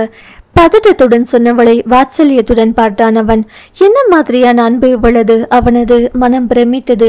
இல்ல, நான் மன்னிப்பு கேட்டா ஆகணும். உனக்கு நான் ரொம்ப கொடுமை பண்ணிட்டேன்ல சித்து. அதற்கு அமைதியாய் தலை குனிந்து அமர்ந்திருந்தாள் அவள். அவன் அவளை வேண்டாம் என்றதும் மீண்டும் ருத்ரா வேண்டும் என்றதும் அவள் நினைவில் எழுந்து அவளை வேதனை கொள்ள செய்தது. ஆனாலும் அதை அவனிடத்தில் காட்டாது மௌனமாயிருந்தாள். மன்னிப்புங்கிற ஒரு வார்த்தையில் என் தவறுகள் எல்லாம் மன்னிக்கப்பட்டு விடாது எனக்கு தெரியும். இருந்தாலும் எனக்கு அதை தவிர வேற வார்த்தை தெரியல என்றவன் சற்று நேரம் அமைதியாக இருந்தான். அவனது அமைதியில் அவள் தவிப்புடன் அவனை நிமிர்ந்து பார்த்தாள். அவனது முகத்தில் இருந்த வருத்தத்தை கண்டு உள்ளம் உருகியவளாய், எதுவா இருந்தாலும் தயங்காம சொல்லுங்க ருத்ரா என்றான் ஒற்றை சொல்லாய். அவங்களுக்கு என்ன? புரியாமல் கணவனை பார்த்தாள். அவள் ரொம்ப நல்ல பெண் இல்லையா? ருத்ரஷியை பற்றி அவளுக்கும் தெரியும் தானே? ஆமோதிப்பாய் அவள் தலை ஆடியது. அவளுக்குள் இப்படி ஒரு மனசு இருக்கும்னு அவளோடு இருந்த காலத்தில் எனக்கு தெரியாது. கடைசி வரை அவளோட மனசை புரிஞ்சுக்காம நான் இருந்துட்டேன். இப்போ புரிஞ்சுக்கிட்டதுக்கு பிறகு மனசுக்கு ரொம்ப கஷ்டமா இருக்கு. இதை சொல்லும் கார்த்திகின் மீது சந்தேகம் கொள்ள முடியவில்லை அவளால். என் வாழ்க்கையில் வந்த பெண்கள் உங்க 2 பேரையும் நான் புரிஞ்சிக்கவே இல்லை. இதை நினைக்கும் போது எனக்கே என் மேல வெறுப்பா இருக்கு என்றவனை கண்டு இரக்கம் சுரந்தது அவளுக்கு. அவளது மகன் தவறு செய்தால் அவளால் வெறுக்க முடியுமா? அதுபோல்தான் இவனும். என்ன ஒன்று, இவன் ஒரு வளர்ந்த குழந்தை, அவ்வளவுதான். சிறிது நேரம் தன்னிறக்கத்தில் தனக்குள் வருந்தியபடி அமர்ந்திருந்தவன் பின், உனக்காவது நான் இருக்கிறேன், ஆனால் அவளுக்கு வாழ வேண்டிய வயதில் அவள் இப்படி தனிமரமா நிற்கிறத பார்க்கும்போது மனசுக்கு ரொம்ப கஷ்டமா இருக்குது என்றவன் மனைவியை பார்த்து, நான் சொல்றது கேட்டு நீ என்ன தப்பா நினைக்க கூடாது. அவளுக்கு ஒரு நல்ல வாழ்க்கை அமைகிற வரைக்கும் நீயும் நானும் கொஞ்ச காலத்துக்கு. மனம் நிறைய குற்ற உணர்வுடன் அவன் பேசாதிருந்தான். ஒரு பெண்ணின் வாழ்க்கையை கெடுத்ததற்காக மற்றொரு பெண்ணுடன் சேர்ந்து வாழாமல் அவளது மனதை இன்னும் அதிகமாய் புண்படுத்துவதற்காக அவனுக்கு குறையாத குற்ற உணர்வை இன்றளவும் அவளும் தான் அனுபவித்து வருகிறாளே என்று ருத்ரா தனது வாழ்க்கையை அவளுக்கு பிச்சையாக போட்டாலோ அன்று தோன்றிய குற்ற உணர்வு அல்லவா இது? தினமும் அவளை கொல்லாமல் கொஞ்சி கொண்டிருப்பது அவளுக்கு மட்டும் தானே தெரியும். நிச்சயம் நான் தப்பா நினைக்க மாட்டேங்க. எனக்கும் மனசில் அந்த உறுத்தல் இருந்துகிட்டு தான் இருக்கு. நீங்க சொன்ன மாதிரி சீக்கிரத்தில் நல்லது நடக்கணும் என்றால் மனதார. அவளின் புரிந்துணர்வு கண்டு அவனுக்கு நிம்மதியாய் இருந்தது. சிது, அப்புறம் ஒரு விஷயம் என்றவன் இவ்வளவு நாளாய் தன் மனதை அறித்து வந்த அந்த விஷயத்தை அவளிடம் கூறினான். அதை கேட்டு அவள் அதிர்ச்சியில் சிலையாய் சமைந்தாள். கவலைப்படாத சிது, உனக்கு எல்லா உதவிகளையும் ருத்ரா செய்வாள். அவளிடம் நான் இதை ஒரு ரெக்வெஸ்டா கேட்க போறேன். அவங்க உதவி செய்வாங்கன்னு எனக்கு நம்பிக்கை இருக்கு. ஆனா நீங்க அதற்கு மேல் பேச முடியாமல் முகத்தை மூடிக்கொண்டு அழுதவளை கண்டு மனம் வருந்தியவன் மெல்ல தனது தயக்கத்தை விட்டொழித்து அவளை இழுத்து ஆறுதலாய் அணைத்து கொண்டான். கணவனின் அணைப்பில் பெரிதும் ஆறுதல் அடைந்தாலும் அவளது மனம் அவன் சொன்ன விஷயத்திலேயே சோகமாய் உழன்று தவித்தது. அறை முழுவதும் ஏசியின் குளிர் நிரம்பியிருந்த போதும் ருத்ரஸ்ரீயின் மனதின் வெம்மையை அதனால் தீர்க்க முடியவில்லை. அவளது மனம் ஜெகன் பேசிய பேச்சில் செய்கையில் உழன்று பெரும் கோபத்தில் கொந்தளித்து கொண்டிருந்தது. எப்படி என்னை பற்றி இந்த அளவுக்கு அவனுக்கு தெரியும்? இவ்வளவு செயலையும் சித்தாராவுக்காக செய்தான் என்று பார்த்தால் எல்லாமே எனக்காக செய்தது என்று சொல்கிறான். ஏன் என்று கேட்டால் காதல் என்று பைத்தியக்காரன் போல் பிதற்றுகிறான். யார் இவன்? இத்தனை நாளாய் எனக்கே தெரியாமல் என்னை கண்காணித்து கொண்டிருந்த இவனின் நோக்கம்தான் என்ன? எதற்காக இப்படியெல்லாம் செய்கிறான்? யோசித்து அவளுக்கு தலைவலி வந்ததுதான் மிச்சம். மற்றபடி அதற்கான விடைதான் அவளுக்கு கிடைத்த பாடில்லை. வெகு நேரம் இதற்கு என்னதான் தேர்வு என்று யோசித்தவளுக்கு அந்த எண்ணம் பளிச்சிட்டது. மறுநாளே அதை செயல்படுத்த வேண்டும் என்று எண்ணியவளாய் மன நிம்மதியுடன் உறங்க சென்றாள். மறுநாள் அலுவலகத்தில் அமர்ந்திருந்த ருத்ரஷி தன்னை தேடி வந்த ஜெகனை கண்டு ஒன்றும் அறியாதவள் போல், hi mister Jagan, good morning என்று புன்னகையுடன் அவள் வரவேற்க அதில் அவன் மயக்கம் போடாத குறைதான். என்ன மிஸ்டர் ஜெகன், அதிர்ச்சியா இருக்கா? நேத்து வர கோபப்பட்டு கத்திய ருத்ராவா இதுன்னு ஆச்சரியமா இருக்கா? அங்கதான் மிஸ்டர் நான் தப்பு பண்ணிட்டேன். தொழில் ரீதியா பழகலாம்னு வாய்க்கிழிய பேசியனா அதை மீறி உங்ககிட்ட கோபப்பட்டேன் பாருங்க. அங்கதான் நான் தப்பு பண்ணிட்டேன். உரிமை இருக்கிற இடத்துல தான் கோபம் வரும்னு சொல்லுவாங்க. நான் கோபப்பட்டதையோ நீங்க அப்படி நினைச்சிட்டீங்க போல இருக்கு. அந்த உரிமையும் நமக்குள்ள இல்லை என்பதை நிரூபிக்க தான் இப்படி ஒரு முடிவு. இனி என் பிசினஸ் பார்ட்னர் என்ற எல்லைக்குள் நம் பழக்கம் இருக்கும். அதற்கு மேல் சொல்ல முயன்றால் சாரி மிஸ்டர், அதுக்கான ஆள் நான் இல்லை. மனதுக்குள் சொல்லிக் கொண்டவள் அவனை பார்த்து உட்காருங்க என்று தன் முன்னிருந்த நாற்காலியில் அவனை அமர சொன்னாள். இன்னமும் வியப்பு மாறாமல் அவளை இமைக்காது பார்த்தபடி அவன் அமர்ந்தான். தனது நிறுவனத்தின் சட்ட ஆலோசகரை அழைத்து உள்ளே வர சொன்னவள் ஜெகனிடம் திரும்பி, இவர்தான் நம்ம கம்பெனி லீகல் அட்வைசர். உங்க ஷேர்ஸ் பத்தின லீகல் ரைட்ஸ் பத்தி அவர் உங்களுக்கு விளக்கி சொல்லுவார். நீங்க அவர் கூட போய் மற்ற டீடைல்ஸ் எல்லாம் கேட்டுக்கோங்க. ஃபார்மலாய் பேசியவளை உச்சி பார்த்தவனுக்கு அப்போதுதான் அவளது மாற்றம் நன்கு புரிந்தது. அவள் உதட்டில் இழுத்து பிடித்து வைத்திருந்த புன்னகை போலியானது என்பதை உடனே உணர்ந்து கொண்டான். எல்லோரையும் போல் அவள் தன்னை தள்ளி நிறுத்துகிறாள் என்பதை அவன் புரிந்து கொண்டான்.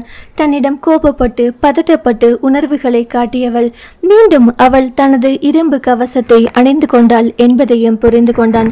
சார், ஒரு நிமிஷம் நீங்க வெளியில் இருக்கீங்களா? சட்ட ஆலோசகரை வெளியில் அனுப்பிய ஜெகன் ருத்ரிஷியை ஆழ்ந்து பார்த்தான். என்ன வேணும் மிஸ்டர் ஜெகன்? போலி புன்னகையுடன் கேட்டவளை கண்டு அவனும் புன்னகைத்தான். நீ என்னதான் நமக்குள்ள இடைவெளியை ஏற்படுத்தி பழகினாலும் அதையெல்லாம் தாண்ட எனக்கு ஒரு நொடி போதும். ஆனா நான் உனக்காக என் மனசுக்காக தான் அமைதியா இருக்கேன். அதனால் இதைவிட பெட்டரா ட்ரை பண்ணி பாரு மை டியர் ஸ்ரீ என்று கேலியாய் கூறி கண்ணடித்தவனை கண்டு அவளில் சினம் பொங்கியது. ஆனாலும் மனதில் எடுத்த தீர்மானம் ஞாபகத்தில் வர முயன்று அமைதி காத்தவள் இதுவே போதும்னு நினைக்கிறேன் என்று அமர்த்தலாய் கூறியவள், லீகல் அட்வைசர் ரொம்ப நேரமா காத்துட்டு இருக்காரு, இப்ப நீங்க கிளம்புறீங்களா? தயவு போல் கூறியவளை கண்டு அவன் வாய்விட்டு சிரித்தான். என்ன ஸ்ரீ, பயமா இருக்கா என்றான் புன்னகையோடு. எதுக்கு? என்னிடம் மயங்கிடுவியோன்னு தான் என்றவனை ஆழ்ந்து பார்த்தவள். மயக்கமா? அப்படின்னா என்ன? சிறு சிரிப்புடன் கேட்டவளை கண்டு அவன் தான் திகைத்து போனான். மயங்கிடுவியோ என்று அவன் கேட்டாள். அவள் பதில், நிச்சயம் மயங்க மாட்டேன் என்பதாக தான் இருக்கும் என்று எண்ணினான். ஆனால் இப்படி ஒரு பதிலை அவளிடமிருந்து அவன் சற்றும் எதிர்பார்க்கவில்லை. அதை கண்டு அவள் மனதுக்குள் சிரித்து கொண்டாள். ஒரு கணம் பேச்சிட்டு அமைதியாய் இருந்தான் அவன். பிறகு, வெகு விரைவில் மயக்கம்னா என்னன்னு உனக்கு நான் கட்சி தருகிறேன் ஸ்ரீ என்றவன் அவளது பதிலை எதிர்பாராமல் வெளியேறிவிட்டான். அவனது அந்த ஒரு நொடி திகைப்பே அவள் வெற்றி பெற்றதை பறைசாற்றியது போல் அவளுக்கு தோன்றியது. மிகவும் சந்தோஷமாய் உணர்ந்தாள். ருத்ரிஷி வேலையில் மூழ்கியிருந்த போது கார்த்திக் அவளை காண வந்தான். அவன் வந்திருப்பதை அறிந்து மனதுக்குள் சினமேறியது அவளுக்கு. அதான் எல்லாவற்றையும் கோர்ட்டில் பேசி முடித்தாயிற்றே.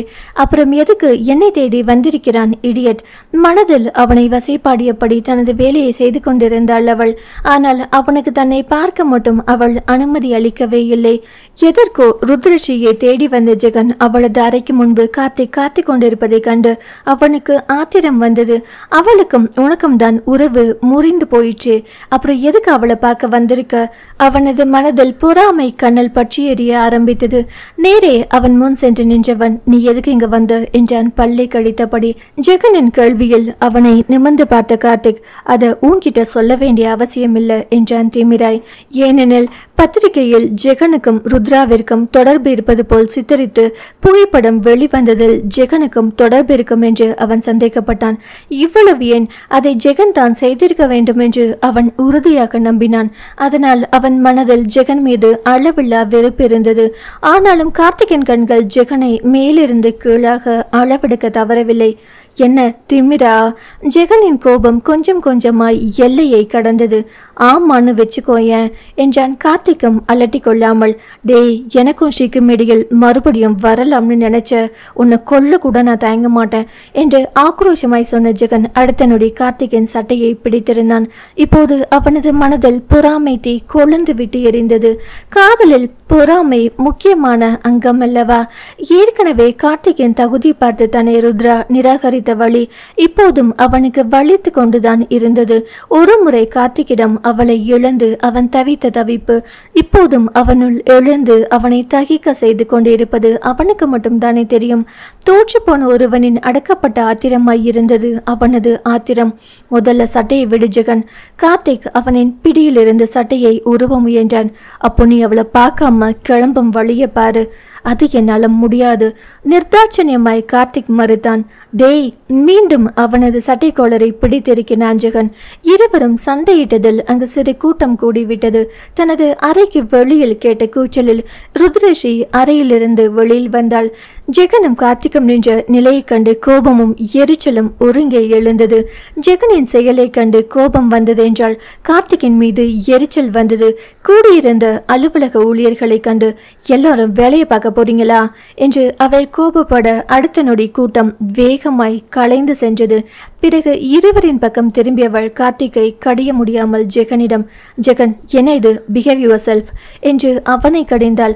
அவனிடம் இனி கோபப்படக்கூடாது என்று நேற்று அவள் எடுத்திருந்த வைராகியம் என்று காற்றோடு கரைந்து போனது. உரிமை இருக்கும் இடத்தில்தான் கோபம் வரும் என்பதை அவளையும் அறியாமல் நிரூபித்தாள். ருத்ரஸ்ரீயின் ஜெகன் மீதான உரிமை பேச்சை கார்த்திக் கவனித்து விட்டான். யோசனையாய் இருவரையும் மாறி மாறி பார்த்தான் அவன். ஆனால் புரிந்து கொள்ள வேண்டியவனோ அவளை முறைத்து கொண்டு நின்றான். அவனை ஏதும் சொல்கிறாளா? என்னை தான் எப்ப பாரு குற்றம் சொல்லிக்கிட்டு கோபமாய் அவளை பார்த்தான் ஜெகன். நீங்க உள்ள வாங்க கார்த்திக் என்று கார்த்திகிடம் கூறியவள் ஜெகனிடம், நீங்க உங்க ரூமுக்கு போங்க, நானும் ஒரு முக்கியமான விஷயமா உன்கிட்ட பேசணும். மிட்டாய் வேண்டும் என்று அடம் பிடிக்கும் சிறுவன் போல் ஜெகன் அடம் பிடித்தான். அவனது மிட்டாயை ருத்ரஸ்ரீயை கார்த்திக் கவர்ந்து சென்று விடுவானோ என்கிற அச்சம் அவன் மனதை ஆக்கிரமித்திருந்தது போலும். எதுவா இருந்தாலும் கார்த்திகிடம் பேசிய பிறகு பேசலாம். சிறு கண்டிப்புடன் சொன்னவள் கார்த்திகை அழைத்து கொண்டு தனது அறைக்குள் சென்றாள். இருவரும் சென்றதும் அறைக்கதவு இறுக மூடிக்கொண்டது தாமாக. அதை விரித்து பார்த்து கொண்டிருந்த ஜெகனின் மனமோ கொதித்தனலாய் கொதித்தது.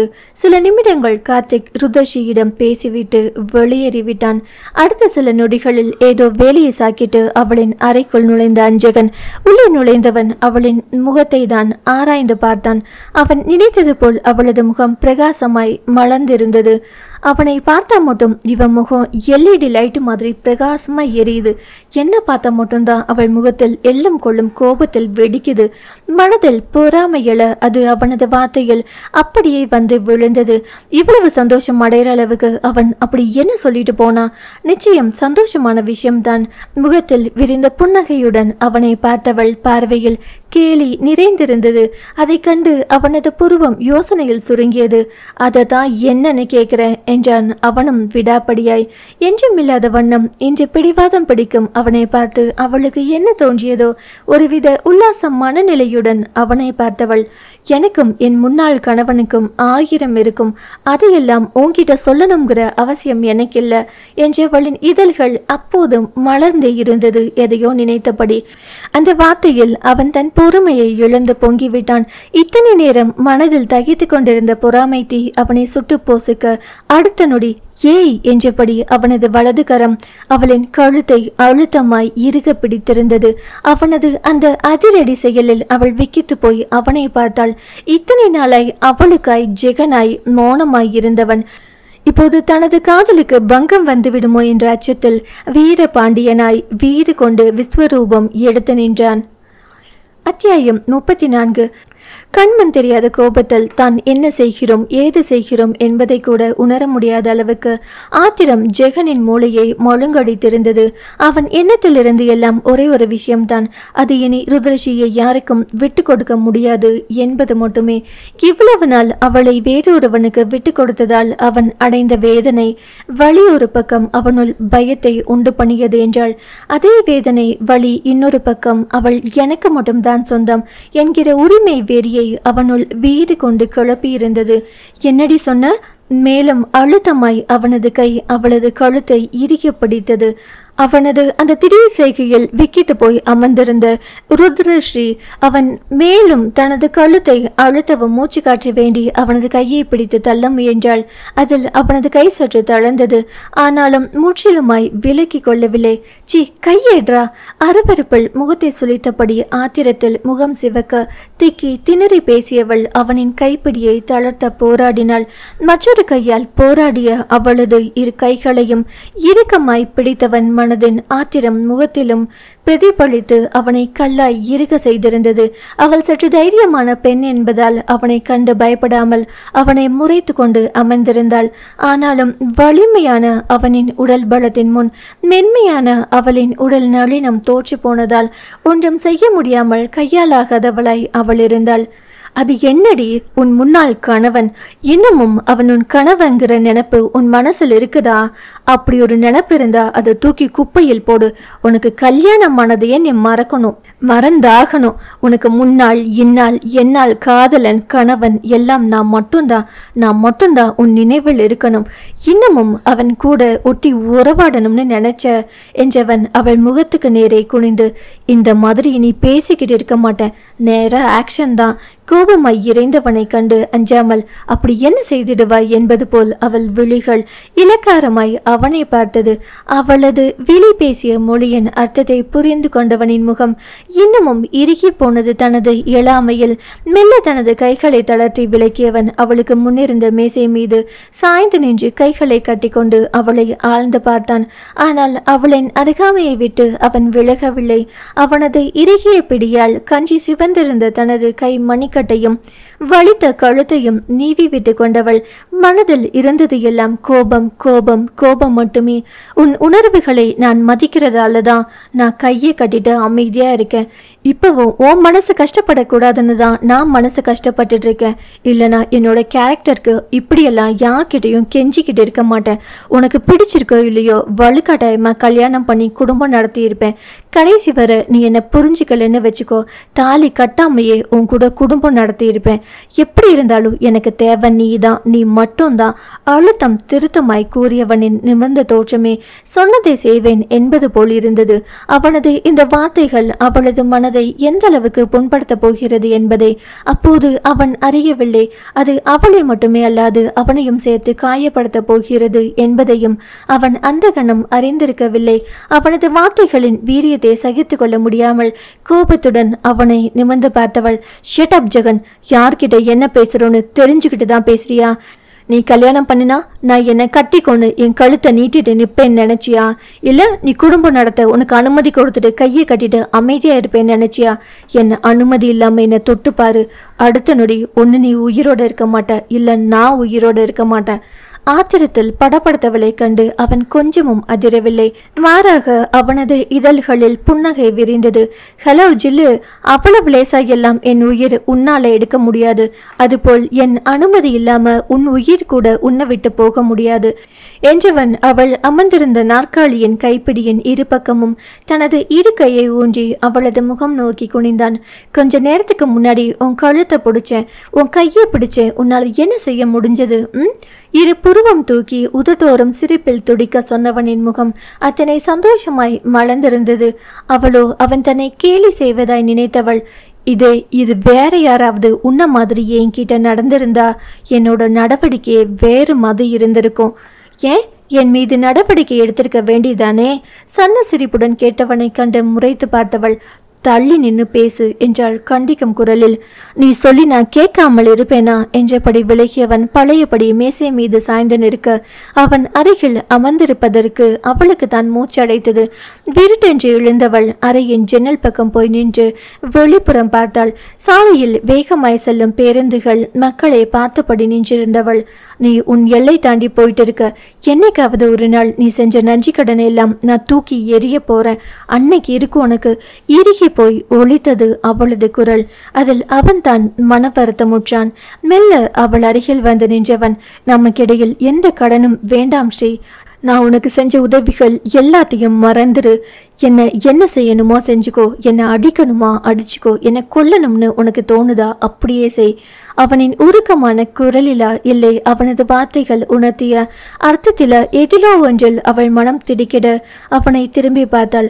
உன் கையால சாகணும்னா அதுக்கும் நான் தயார்தான், அது எனக்கும் சந்தோஷமும் கூட என்றவனை விழியகளை பார்த்தபடி அப்படியே அசையாது நின்றாள் அவள்.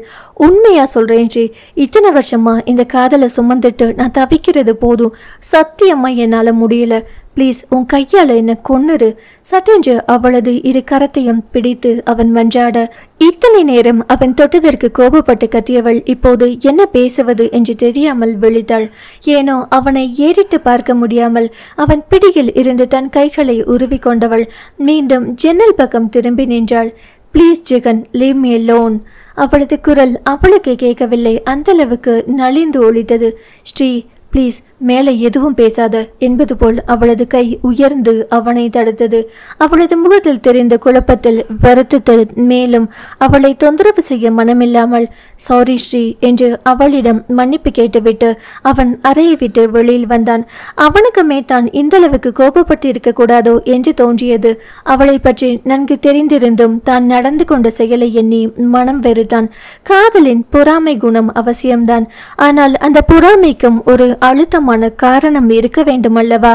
நீதிமன்றத்தில் விவாகரத்து கொடுத்து என்றோ அவள் தூக்கி போட்ட கார்த்திகை தான் ஏன் இன்னமும் மனதில் சுமந்து கொண்டு இருக்கின்றோம் என்று எண்ணியவனாய் தன்னை நொந்து கொண்டான். அவன் அவளை வருந்த செய்து விட்டோமே என்று அவன் தான் அதிகம் வருந்தினான். ஜெகன் சென்றதும் தனித்து நின்ற ருத்ரஸ்ரீ மனதில் குழப்ப மேகங்களை சூழ்ந்திருந்தது. அவனிடத்தில் காணப்படும் உண்மை தன்மை தானே அவனிடம் கோபப்பட வைக்காமல் அவளை தலைந்து செல்ல வைக்கிறது. அவன் அவளுக்கு செய்த உதவி, எந்த நேரத்திலும் நட்பு கோட்டை தாண்டாத நல்ல குணம், கண்ணியம் என்று எல்லாமே அவனை நல்லவனாக தான் காட்டியது. பத்திரிகையில் அவளது புகைப்படத்தோடு அவனது புகைப்படமும் இணைந்து வந்ததை வேண்டுமென்றால் விட்டுவிடலாம். ஆனால் சித்தாராவோடு அவனை இணைந்து பார்த்ததற்கு என்ன காரணம் கூறப்போகிறான்? அதற்கான அவசியம்தான் என்ன? அந்த ஒன்று மட்டும் இல்லை என்றால் ஜெகன் நல்லவன்தான், அதில் சந்தேகமே இல்லை. ஆனால் அந்த சந்தேகத்தை இல்லாமல் செய்வதற்கு எந்த ஆதாரமும் இல்லையே. அதே சமயம் ப்ளீஸ் உன் கையால் என்னை கொன்னுரு என்று அவன் கூறிய வார்த்தைகள் அவள் மனதை போட்டு அலைக்கழித்தது. அதே சமயம் அப்படி தன்னை காதலிப்பதாய் கூறுபவன் எதற்கு சித்தாராவுக்காக தனது வாழ்க்கையை அவன் பழிவாங்க வேண்டும்? அது குறித்து இன்னமும் அவளது மனதில் அவன் மீதான கோபம் இருக்கிறது. அந்த கோபம் இந்த ஜென்மத்தில் ஆறாது. ஒரு பெண்ணின் வாழ்க்கைக்காக இன்னொரு பெண்ணின் வாழ்க்கையை கேள்விக்குறியாக்குவானா? தனக்கு துரோகமும் செய்துவிட்டு தன்னை காதலிக்கவும் அவனால் முடியுமா? ஒரே நேரத்தில் இப்படி இரண்டு மனதாய் கூட நடந்து கொள்ள முடியுமா? உண்மையில் அவன் நல்லவனா இல்லை கெட்டவனா? தொழிலை திறம்பட செய்தவனால் மனிதர்களின் மனங்களை படிக்க முடியாமல், அவளை சுற்றி என்ன நடக்கிறது என்பதை புரிந்து கொள்ள முடியாமல் அவள் திணறினாள். கார்த்திக் கூறிய சந்தோஷமான விஷயம் கூட இப்போது பின்னுக்கு தள்ளப்பட்டு ஜெகனை அவளின் மனதை முற்றிலும் முழுவதுமாய் ஆக்கிரமித்திருந்தான். அலுவலக வேலையில் மூழ்கியிருந்த ஜெகனை அலைபேசியில் திடுமன அழைத்த காளிமுத்து, கணப்பா சீக்கிரம் கிளம்பி வாப்பா என்று கூற, எதுக்கு நைனா, முதல்ல விஷயத்த சொல்லு. மறுபக்கம் அவர் கூறிய விஷயத்தை கேட்டு அவன் திகைத்தான். இதோ இப்பவே வர என்றபடி கிளம்பியவன் மனதில், இதுக்கு தானே உனக்கு இவ்வளோ சந்தோஷம் ஸ்ரீ? தப்பு மேல தப்பு பண்ண நினைக்கிறியே, ஆனாலும் நான் இனிமேல் உன்னை தப்பு பண்ண விட மாட்டேன் என்று உறுதியாக கூறிக்கொண்டான். அவன் கிளம்பி காரை எடுக்க வரும்போது அவள் தனது காரில் ஏறிக்கொண்டிருந்தாள். அவள் கார் கதவை மூடும் முன் அவளை நோக்கி வேகமாய் வந்தவன் கார் கதவை பிடித்து கொண்டு அவள் அருகில் குனிந்து, உன் சந்தோஷத்திற்கான காரணம் தெரிஞ்சிருச்சு, ஆனா இதுக்கான உண்மையான காரணம் உனக்கு தெரிய வரும் போது இந்த சந்தோஷம் உன்னிடம் இறுக்கமானதா எனக்கு தெரியல. அப்பவும் உன் துன்பத்தில் தோள் கொடுக்க தோழனா காதலனா உன் பக்கத்தில் நான் இருப்பேன் என்றவன் கதவை சாத்திவிட்டு, இப்போ நீங்க போகலாம் மேடம் என்று இடைவரை குனிந்து அவளுக்கு சலாம் வைத்தான். ஜெகன் கூறவும் தான் அவளுக்கு கார்த்திக் சொன்ன விஷயம் ஞாபகத்தில் வந்தது. அவ்வளவு மகிழ்ச்சியான விஷயத்தை பற்றி கூட யோசிக்க முடியாமல் அவ்வளவு நேரமாக தான் ஜெகனை பற்றி நினைத்து கொண்டிருந்தோம் என்பதை உணர்ந்தவள் தனக்குள் திடுக்கிட்டு போனாள்.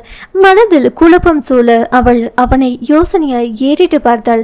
அவளது அந்த பாவனையில் அவனது காதல் கொண்ட உள்ளம் உருகியது. என்னடா ஜில்லு? அவனது வார்த்தையில் அவளது கண்கள் மேலும் சுருங்கியது. யோசனையில் என்ன நடந்தாலும் நான் உன் கூட தான் இருப்பேன். ஆறுதலாய் சொன்னவனின் ஆறுதல் அவளுக்கு தேவைப்படவில்லை போலும் என்று முகத்தை சுளித்தவளை காரை கிளப்பி கொண்டு போனாள். அவளை பற்றி தெரிந்தவனாய் சிரித்தபடி தனது காரை நோக்கி நடந்தான் அவன். அவளது நிறுவனத்தில் நடந்த விபத்திற்கு தான் காரணம் என்று கார்த்திக் தனது குற்றத்தை ஒப்புக்கொண்டு காவல்துறையினரிடம் சரணடைய போவதாக இன்று காலையில் வந்து அவளிடம் சொல்லிவிட்டு சென்றான். அத்தோடு அவன் தண்டனை முடிந்து வரும் வரை அவனது நிறுவனத்தை நடத்துவதற்கு சித்தாராவிற்கு உதவி செய்யும்படி அவளிடம் கேட்டுக்கொண்டான். இத்தனை நாளை அவளை கொஞ்சம் கொஞ்சமாய் எரித்து கொண்டு இருந்த தீயானது அவனது பேச்சில் அப்படியே குளிர்ந்து போனது. அவளால் கார்த்திகை ஒன்றும் செய்ய முடியாதபடி சித்தாராவையும் குழந்தையும் வைத்து அவளது கைகளுக்கு விளங்கிட்டிருந்த ஜெகன் மீது அந்த அளவுக்கு வெறுப்பு வன்மம் அவள் மனதில் இருந்தது. அப்படிப்பட்ட ஜெகனுக்கு எதிராக எதுவும் செய்ய முடியாமல் அவளை தடுப்பது அவளது நன்றி கடன். அவளால் என்றுமே ஜெகனை அழிக்க முடியாது, அதை செய்யவும் அவளால் முடியாது. ஆனால் அவனுக்கு பிடித்த சித்தாராவை துன்ப கடலில் ஆழ்த்தும் போது அவனையும் அறியாமல் அவன் துடிப்பான் அல்லவா? அதுதான் அவளுக்கு வேண்டும். எந்த சித்தாரா வாழ்க்கைக்காக தனது வாழ்க்கையை கேள்விக்குறியாக்கினானோ அந்த வாழ்க்கை கேள்விக்குறியாகும் போது நிச்சயம் ஜெகன் வேதனை கொள்வான் என்று அவள் உறுதியாய் நம்பினாள்.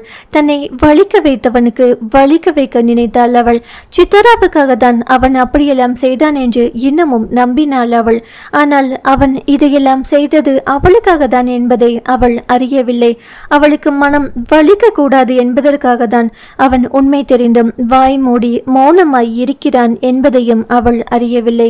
ஆனால் இப்போது அவன் கூறிய வார்த்தைகளில் அவளது மனம் உழைஞ்சது. அதன் அர்த்தம் புரியாது தவித்தாள். வெகு நேரம் சிந்தனையில் இருந்தவள் அதற்கு பின் தெளிந்து போனாள். ஜெகனின் வார்த்தைகளை வெகு அலட்சியமாய் புறந்தள்ளினாள். போய் பாரு, உன் அன்புக்கு பாத்திரமான சித்தாராவின் கணவன் சிறையில் இருப்பதை கண்குளிர பார்த்துவிட்டு வா. உன்னால் வேதனைப்பட்ட என் மனசு இப்போதுதான் சந்தோஷமா இருக்கு. மீண்டும் காலையில் இருந்த உற்சாக மனநிலைக்கு திரும்பியவள் மனதில் சந்தோஷமே நிரம்பி இருந்தது. மாநகர காவல்துறை ஆணையர் முன் தனது குற்றத்தை ஒப்புக்கொண்டு தலை குனிந்து அமர்ந்திருந்தான் கார்த்திக். இப்போதுதான் அவனது மனதில் பெரும் நிம்மதி வந்திருந்தது. ருத்ரஸ்ரீயின் வாழ்க்கையை தொழிலை தான் அழித்ததற்கு இன்றுதான் பரிகாரம் செய்துவிட்டதாய் மனம் மகிழ்ந்து போனான். ஆனால் ஆணையரோ அவனை மேலும் கீழுமாய் ஆராய்ச்சி பார்வை பார்த்தார். காளிமுத்து யோசனையாய் இருவரையும் பார்த்து கொண்டிருந்தார். அவரால் இதில் எதுவும் செய்ய முடியாது. அதனால் அமைதி காத்தார். அந்நேரம் ஜெகனும் அங்கு வந்து சேர்ந்தான். அங்கு அமர்ந்திருந்த கார்த்திகை முறைத்தபடி ஆணையருக்கு வணக்கம் தெரிவித்தவன் அங்கிருந்த மற்றொரு நாற்காலியில் அமர்ந்தான். என்ன அங்கிள், பையன் ரொம்ப நல்லவன் மாதிரி வேஷம் போடுறானோ? ஜெகன் நக்கலாய் அவனை பார்த்தபடி அவரிடம் கேட்டான். ஆணையர் காளிமுத்துவின் நண்பர். அதனால் ஜெகன் சகஜமாக பேசினான். ஆனா அது அப்படியே நம்பிடாதீங்க, இவன் பக்கா கிரிமினல். ஜெகன் சொன்னதும் கார்த்திக் அவனை முறைத்தான். சார், இவன் எதுக்கு இப்போ வந்தான்? ஜெகனின் வரவு கார்த்திக்கிற்கு சற்று எரிச்சலை கொடுத்தது. அங்கிள், நான் தான் ஏற்கனவே ஆதாரத்தோட இதுக்கு யார் காரணம்னு சொல்லியிருக்கேனே. அப்படி இருந்தும் இன்னமும் ஏன் அவனை உட்கார வச்சு பேசிட்டு இருக்கீங்க? இப்போது ஜெகன் சற்று மிதப்பாய் கார்த்திகை பார்த்தான்.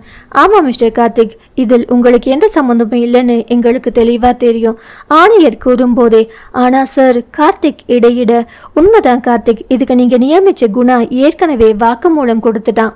அதை அவன் செய்யலன்னு அப்போ அவன் தன்னோட மச்சினிச்சி கல்யாணத்துக்கு ஊருக்கு போயிருக்கான். அதுக்கான ஆதாரமும் என்கிட்ட இருக்கு. அதை விட அது ஒன்றும் சாதாரண ஃபேக்டரி இல்லை. அவ்வளவு எளிதில் யாரும் உள்ள நுழைஞ்சிட முடியாது. அந்த நேரத்தில் மினிஸ்டர் அதை திறந்து வைப்பதாய் இருந்தது. அதனால் செக்யூரிட்டி எல்லாம் ரொம்ப டைட்டாக தான் இருந்தது. அதையும் மீறி இது நடந்திருக்குன்னா இதை செஞ்சது வெளியால் இல்லைன்னு தான் எங்கள் அனுமானம். நிச்சயம் குற்றவாளியை கண்டுபிடிச்சிருவோம். அதனால நீங்கள் கவலைப்படாமல் போங்க கார்த்திக். அவர் கூறவும் கார்த்திக் அந்த குணாவை நினைத்து பல்லை கடித்தான். பின்னே செய்யாத அந்த விபத்துக்காக அவனிடம் இருந்து அந்த குணா கறந்த பணம் தான் எவ்வளவு? நிச்சயம் அது பல லட்சங்களை தாண்டும். ருத்ரஸ்ரீயின் நிறுவனத்தின் விபத்திற்கு தான் காரணம் என்று இதுநாள் வரை அவனை அரைத்து கொஞ்சி கொண்டிருந்த குற்ற உணர்வு அந்த நொடி அவனை விட்டு நீங்க அவனின் முகம் பிரகாசமானது. தேங்க்ஸ் சார், கூடிய சீக்கிரத்தில் குற்றவாளியை கண்டுபிடிச்சிடுங்க என்றவன் அவரிடம் விடை பெற்று வெளியில் வந்தான். அவனை பின்தொடர்ந்து ஜெகனும் காளிமுத்துவும் வெளியில் வந்தனர். ஏன்னா நீ போ, நான் அவன்கிட்ட பேசிட்டு வரேன். எதுக்குப்பா? அவன் என் லைனில் ரொம்ப கிராஸ் பண்றான் நைனா. அதான் ரெட் லைட் போட்டு ஸ்டாப் பண்ணலாம்னு பார்க்குறேன்.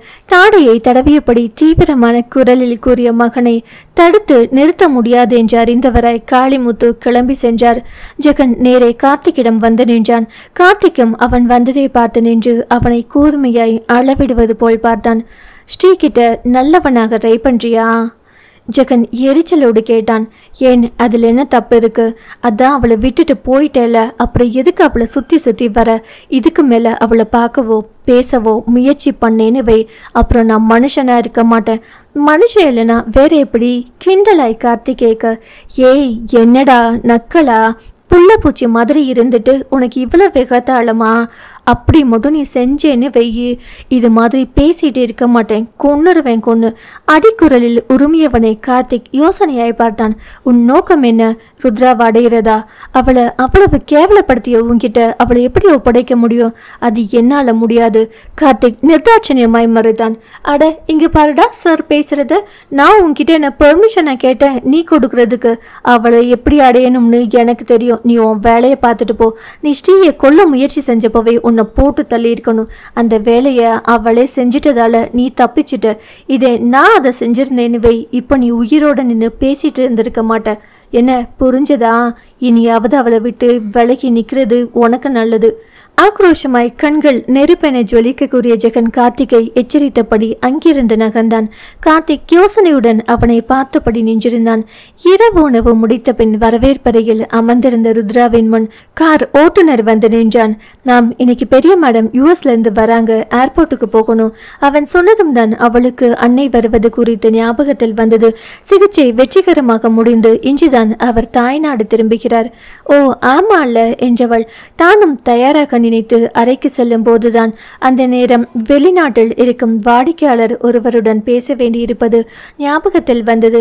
அதனால் ஓட்டுநரை மட்டும் அனுப்பி வைத்துவிட்டு அறைக்கு வந்தவள் மடிக்கணினியை எடுத்து வைத்துக்கொண்டு தனது வேலையை பார்க்கலானால் வேலையில் மூழ்கியிருந்தவளுக்கு வெகு நேரம் கழித்துதான் அன்னையின் ஞாபகம் வந்தது. அச்சோ, மாம் வந்து ரொம்ப நேரம் ஆயிருக்குமே. அவசரமாக மடிக்கணினியை அணைத்து மூடி வைத்துவிட்டு அவரை பார்க்க வேகமாய் சென்றாள். மாம் என்று அழைத்தபடி அன்னையின் அறைக்குள் சென்றவள் அங்கு கட்டிலில் ஓய்வாய் படுத்திருந்த அன்னையின் அருகில் நாற்காலியில் அமர்ந்திருந்த ஜெகனை கண்டு திகைத்து அப்படியே வாயிலேயே நின்றாள். அவளது குரலில் திரும்பி பார்த்த ஜெகன் பார்த்தபடி இமைக்க மறந்திருந்தான். எப்போதும் புடவையில் பக்குவப்பட்ட பெண்ணை பார்த்து பழகிய ருத்ரஷி இப்போது இளஞ்சிவப்பு இரவு உடையில் சின்ன பெண்ணை போன்று அழகுற நின்றிருந்ததை கண்டு அவனால் வேறு எங்கும் தன் பார்வையை அகற்ற முடியவில்லை. அவனது பார்வை அவளுக்கு உள்ளுக்குள் எரிச்சலை கிளப்ப இவன் இங்கே எப்படி வந்தான்? மனம் முணுமுணுக்க அறையின் உள்ளே நுழைந்தாள். அவளிடம் அசைவு தோன்றவும் அவனும் மயக்கத்திலிருந்து வெளியில் வந்தான். மாம், எப்படி இருக்கீங்க? வெகு நாட்களுக்கு பின் அன்னையை சந்தித்ததாலோ என்னமோ அவளின் குரல் சற்று நெகிழ்ந்து வந்தது. மருத்துவ சிகிச்சையினால் உடல் மெலிந்து வாடி போயிருந்த சோபனாவின் முகம் மகளை கண்டதும் மலர்ந்தது. நல்லா இருக்கேன் ருத்ரா, நீ எப்படிமா இருக்க? அவரும் பரிவோடு அவளை கேட்க அதில் சரையில் என்று அவளது பார்வை பக்கவாட்டில் திரும்பி ஜெகனை முறைத்து பார்த்தது. அவன் அவளது பார்வையில் யோசனையாய் அவளை பார்த்தான். எனக்கு என்னமோ நான் நல்லா இருக்கேன். மனம் நிறைய கவலைகள் இருந்த போதும் அதையெல்லாம் மறைத்து கொண்டு நிமிர்வாய் அவள் பேசிய விதம் அவன் மனதில் பெரும் ஆச்சரியத்தை ஏற்படுத்தியது. அன்னையின் உடல் சோர்வினை அவள் உணர்ந்தாலோ என்னமோ. நாம் நீங்க ரெஸ்ட் எடுங்க என்றபடி அவள் அறையை விட்டு வெளியேற, ஓகே ஆண்டி, நானும் கிளம்புறேன், பாய். அவனும் அவரிடம் விடை பெற்று வெளியில் வந்தான். அவனுக்காகவே காத்திருந்தது போல் ருத்ரஷி அறையின் வெளியில் நின்றிருந்தாள். இங்கே என்ன பண்ற? அவனை பார்த்து வெடுக்கென்று அவள் கேட்டாள். ஏற்கனவே அவனுக்கு தெரியும் இன்று சோபனா ஊருக்கு வருவது. அதனால் தான் அவரை வரவேற்க விமான நிலையத்திற்கு சென்று விட்டான். அதே தான் நானும் கேட்கிறேன். உடம்புக்கு சரியில்லாத அம்மா வெளிநாட்டுக்கு போய் ட்ரீட்மெண்ட் முடிஞ்சு வந்திருக்காங்க. அவங்களை ரிசீவ் பண்ண ஏர்போர்ட் வரைக்கும் நீ வந்திருக்க வேண்டாமா? அவனது கேள்வியில் அவனை திரும்பி பார்த்தவள், எங்களுக்குள் அந்த ஃபார்மாலிட்டிஸ் எல்லாம் கிடையாது. இது நல்ல பழக்கம் இல்லையே. நாளைக்கு எனக்கு ஏதாவது ஒண்ணுனா நீ துடிச்சு போய் பார்க்க ஓடி வர வேண்டாமா? இது மாதிரி நீ இருக்கிறது எனக்கு பிடிக்கல ஸ்ரீ. எனக்கு இதுதான் பிடிச்சிருக்கு. உனக்கு பிடித்தால் என்ன, பிடிக்காவிட்டால் தான் எனக்கு என்ன என்பது போல் அலட்சியமாக அவள் நின்றாள். அதையெல்லாம் கண்டு கொண்டால் அவன் ஜெகன் இல்லையே. அவனின் காதலை அவளுக்கு உணர்த்தாவிட்டால் அவனின் காதலுக்கும் அது அழகல்லவே. அதனால் அந்த விக்ரமாதித்யன் போல் மனம் தளராது முயற்சி செய்தான். நீ எப்படி இருந்தாய் எனக்கு பிடிக்கும் தெரியுமா? அவள் அருகில் வந்து அவளது விழிகளுக்குள் விழி ஊடுருவியபடி அவன் கேட்க அவனது அந்த நெருக்கத்தில் பதறி போனவளாய் அவள் சுற்றிலும் பார்க்க இருவரும் பேசிக்கொண்டே வெளி வாயிலுக்கு வந்திருந்தனர். அந்த நடுநூசி நேரத்தில் யாரும் அங்கு இல்லை. மெல்லிய விளக்கு மட்டுமே அங்கு ஒளிர்ந்து கொண்டிருந்தது. உன்னோட விழிகள் என்னை காதலாய் பார்க்கணும். நீ என்னை பார்க்கும் போது வெக்கத்தில் முகம் சிவந்து தலை குனியணும். அப்புறம் இந்த மாதிரி எப்ப பாரு மிலிட்ரி ஆஃபீஸர் மாதிரி வெறைப்பா இருக்காம அப்படியே நெளிஞ்சு கொலைஞ்சு ஸ்டூபிட். மேலே கேட்க முடியாமல் தனது இரு காதுகளையும் கைகளால் பொத்தி கொண்டு அவள் கத்தினாள். அது இந்த ஜென்மத்தில் நடக்க போறதில்ல. டே ஜெகன், நீ கொடுத்து வச்சது அவ்வளவுதான்டா. அவளின் எரிச்சல் படிந்த முகத்தை கண்டு தனக்குள் பெருமூச்சு விட்டான் ஜெகன். லூசு மாதிரி வளராம வீட்டுக்கு கிளம்பி போகும் வழிய பாரு. நான் பேசுற காதல் வசனம் எல்லாம் உனக்கு வளர்ற மாதிரி இருக்கா ஸ்ரீ? எல்லாம் என் நேரம் என்று போலியாக சலித்து கொண்டவன். சரி, நம்ம காதல் கதை ஒரு பக்கம் இருக்கட்டும். அதற்கு முறைத்தவளை கண்டு கூல் ஜில்லு என்று அவளை குளிர வைப்பதற்கு பதிலாக மேலும் அவளை உஷ்ணப்படுத்தியவன். நாளைக்கு என்ன நாள் தெரியுமா? அவளோ அதற்கு பதில் சொல்லாமல் வேறு பக்கம் பார்த்தாள். நாளைக்கு மலரோட பிறந்த நாள். மலர்? அவள் யோசனையாய் அவனை பார்த்தாள். என்னம்மா இது? நீ தத்தெடுத்த மகளை நீ ஏன் மறந்து விட்டாள்? எப்படி? கேலி போல் அவளுக்கு ஞாபகப்படுத்தினான். அப்போதுதான் அவளுக்கு அது ஞாபகம் வந்தது. ஏற்கனவே சகுந்தலாவிடம் சொல்லி அதற்கான ஏற்பாட்டை செய்ய சொல்லிவிட்டாள். ஆனால் வேலை பொழுவில் அதை மறந்துவிட்டாள் பாவம். ஆனால் அவள் சம்பந்தப்பட்ட எதையும் அவன் மறக்கவில்லை. நாளைக்கு உனக்கு ஒரு ஸ்வீட் சர்ப்ரைஸ் காத்துட்டு இருக்கு. பிறந்த நாள் எனக்கில்லை என்றாள் கடுகடுவென்று. அது எனக்கும் தெரியும் என்றவன். இது மலருக்கான கிஃப்ட், அத்தோடு இது உனக்கான ஸ்வீட் சர்ப்ரைஸும் கூட. அப்படி என்னவாக இருக்கும்? மனதில் கேள்வி குடைந்து போதும் மெடுக்காக அவனை பார்த்தாள். யோசிச்சுக்கிட்டே இரு ஜில்லு, நாளைக்கு பார்க்கலாம் என்றவன் கிளம்பும் முன் அவளிடம் நெருங்கி நின்று வலது கை ஆள்காட்டி விரலால் அவளது முகத்தை நிமிர்த்தினான். ஏற்கனவே அவனது சொல்லில் யோசனையில் இருந்தவள் அவனது செயலில் உறைந்து போய் நின்றாள். ரொம்ப அழகா இருக்க ஸ்ரீ, உன்னை விட்டு போகவே மனசு வரல என்றவனின் கை கட்டை விரல் அவளது கன்னத்தை மென்மையாய் வருடியது. அதில் பேச்சிழந்து போய் கண்கள் விரிய அதிர்ச்சியில் அவள் நிற்க, அவளது அந்த பாவனையில் அவன் தன் மனதினை முற்றிலும் தொலைத்தவனாய் நின்றிருந்தான். அதற்கு மேல் தாங்க முடியாமல் அவன் அவளது முன்னேற்றியில் தன் இதழை பதித்தான். தனது மொத்த காதலையும் அந்த ஒற்றை இதழொற்றலில் உணர்த்திட எண்ணி வெகு அழுத்தமாய் அதில் உயிர் பெற்றவளாய் தன் உணர்வடைந்தவள். ஏய், என்ன பண்ற? அவனை பிடித்து தள்ளிவிட தள்ள முயன்ற அவளது கையை அழுத்தி பற்றி தடுத்தவன். நாளைக்கு என்ன பத்தி, என் காதலை பத்தி நீ நல்லா புரிஞ்சுக்க ஸ்ரீ. நாளைய விடியலை நோக்கி எதிர்பார்ப்புடன் சந்தோஷத்துடன் நான் காத்திருக்கிறேன் என்றவன் அடுத்த நொடி அவளது கையை விடுவித்துவிட்டு காரில் ஏறி கிளம்பி சென்றான். எப்போதும் போல் அவனது செயல் சொல்லின் அர்த்தம் புரியாது அவள் குழம்பி போய் நின்றிருந்தாள். ஆனாலும் அவனின் இந்த தைரியம் அவளுள் மெல்லிய அச்சத்தை ஏற்படுத்தி இருந்தது என்றால் மிக இல்லை. காரில் சென்று கொண்டிருந்த ஜெகனின் மனதிலோ உற்சாகம் உற்சாகம் உற்சாகம் மட்டுமே நிரம்பி வழிந்தது.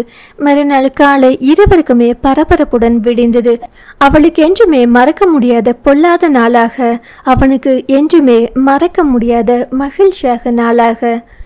அத்தியாயம் 35. காலையில் எழும்போதே ஒருவித குழப்பமான மனநிலையில் தான் ருத்ரஸ்ரீ எழுந்தாள். நேற்று ஜெகன் அவளிடம் நடந்து கொண்ட விதம், தான் அவனை ஒன்றும் செய்ய முடியாமல் கையை கட்டி வேடிக்கை பார்த்து கொண்டிருந்த தனது கையால் ஆகாத நிலை எல்லாம் சேர்த்து அவளை வெகுவாய் குழப்பியிருந்தது. எந்த ஒரு ஆணையும் ஒற்றை பார்வையால் தள்ளி நிறுத்திவிடும் எனது கம்பீரம் இப்போது எங்கே போனது? ஏன் அதை அவனிடத்தில் காட்ட இயலாது போனது? ஏன் அவனை கண்டால் மட்டும் என் தைரியம் ஓடி ஒளிந்து கொள்கிறது? இது நான் தானா? அவளுக்கே இது சந்தேகமாக இருந்தது. இல்லை இல்லை, நான் அவனிடத்தில் ஒதுங்கித்தான் இருக்கிறேன். அவனிடமும் என் கோபத்தை காட்டத்தான் செய்கிறேன். ஆனால் அவன்தான் அதையெல்லாம் கண்டுகொள்ளாமல் என் பின்னால் சுற்றி சுற்றி வருகிறான். நேற்றிரவு அவளது நெற்றியில் அவன் பதித்த இதழொற்றல் அவளது ஞாபகத்தில் வந்தது. அவளது கை தன்னிச்சையாக நெற்றியை தொட்டு பார்த்தது. அவனது இதழொற்றலை இப்போதும் உணர்ந்தவளாய் அவளது கை மெல்லியதாய் நடுங்கியது. மனதில் பயம் முளைக்க ஆரம்பித்தது. என்னதான் வெளியில் அவள் தைரியமாக காட்டிக்கொண்டாலும் உள்ளுக்குள் அவளும் பெண் அல்லவா? முத்தம் கொடுத்து அவனது வாயை கிழித்து அனுப்பியிருக்க வேண்டாமா? அதை விட்டுவிட்டு நான் ஏன் கோபப்பட்டதோடு விட்டுவிட்டேன்? அதற்கு மட்டும் அவளால் விடை காண முடியவில்லை. அவனிடத்தில் மட்டும் அவள் செயலிழந்து போய்விடுகிறாள். அவளுக்கே அவளை கண்டு புதிராக இருந்தது. அதற்கு மேல் அவளை யோசிக்க கூட விடாமல் அலைபேசி அடித்து அவளது கவனத்தை கலைத்தது. எடுத்து பார்த்தவள் அது காத்துக்கென்றதும் யோசனையாய் அதை பார்த்தாள். இந்நேரம் அவன் குற்றத்தை ஒப்புக்கொண்டு காவல்துறையினர் வசம் அல்லவா இருக்க வேண்டும். ஒருவேளை சித்தாராவாக இருக்குமோ? அப்படி நினைத்ததும் அவளுக்கு அலைபேசி எடுக்க மனம் வரவில்லை. சித்தாரா ஞாபகம் வந்ததும் கூடவே ஜெகனின் முகமும் ஞாபகத்தில் வர அவள் தனக்குள் இறுகி போனாள். இவ்வளவு நேரம் யோசித்ததெல்லாம் மறந்து போய் அவள் மனதில் மீண்டும் கோபம் வந்து அமர்ந்து கொண்டது. அவளது அலைபேசி நின்று மீண்டும் அவளை அழைக்க ஒருவித சலிப்புடன் அதை எடுத்து காதில் வைத்தாள்.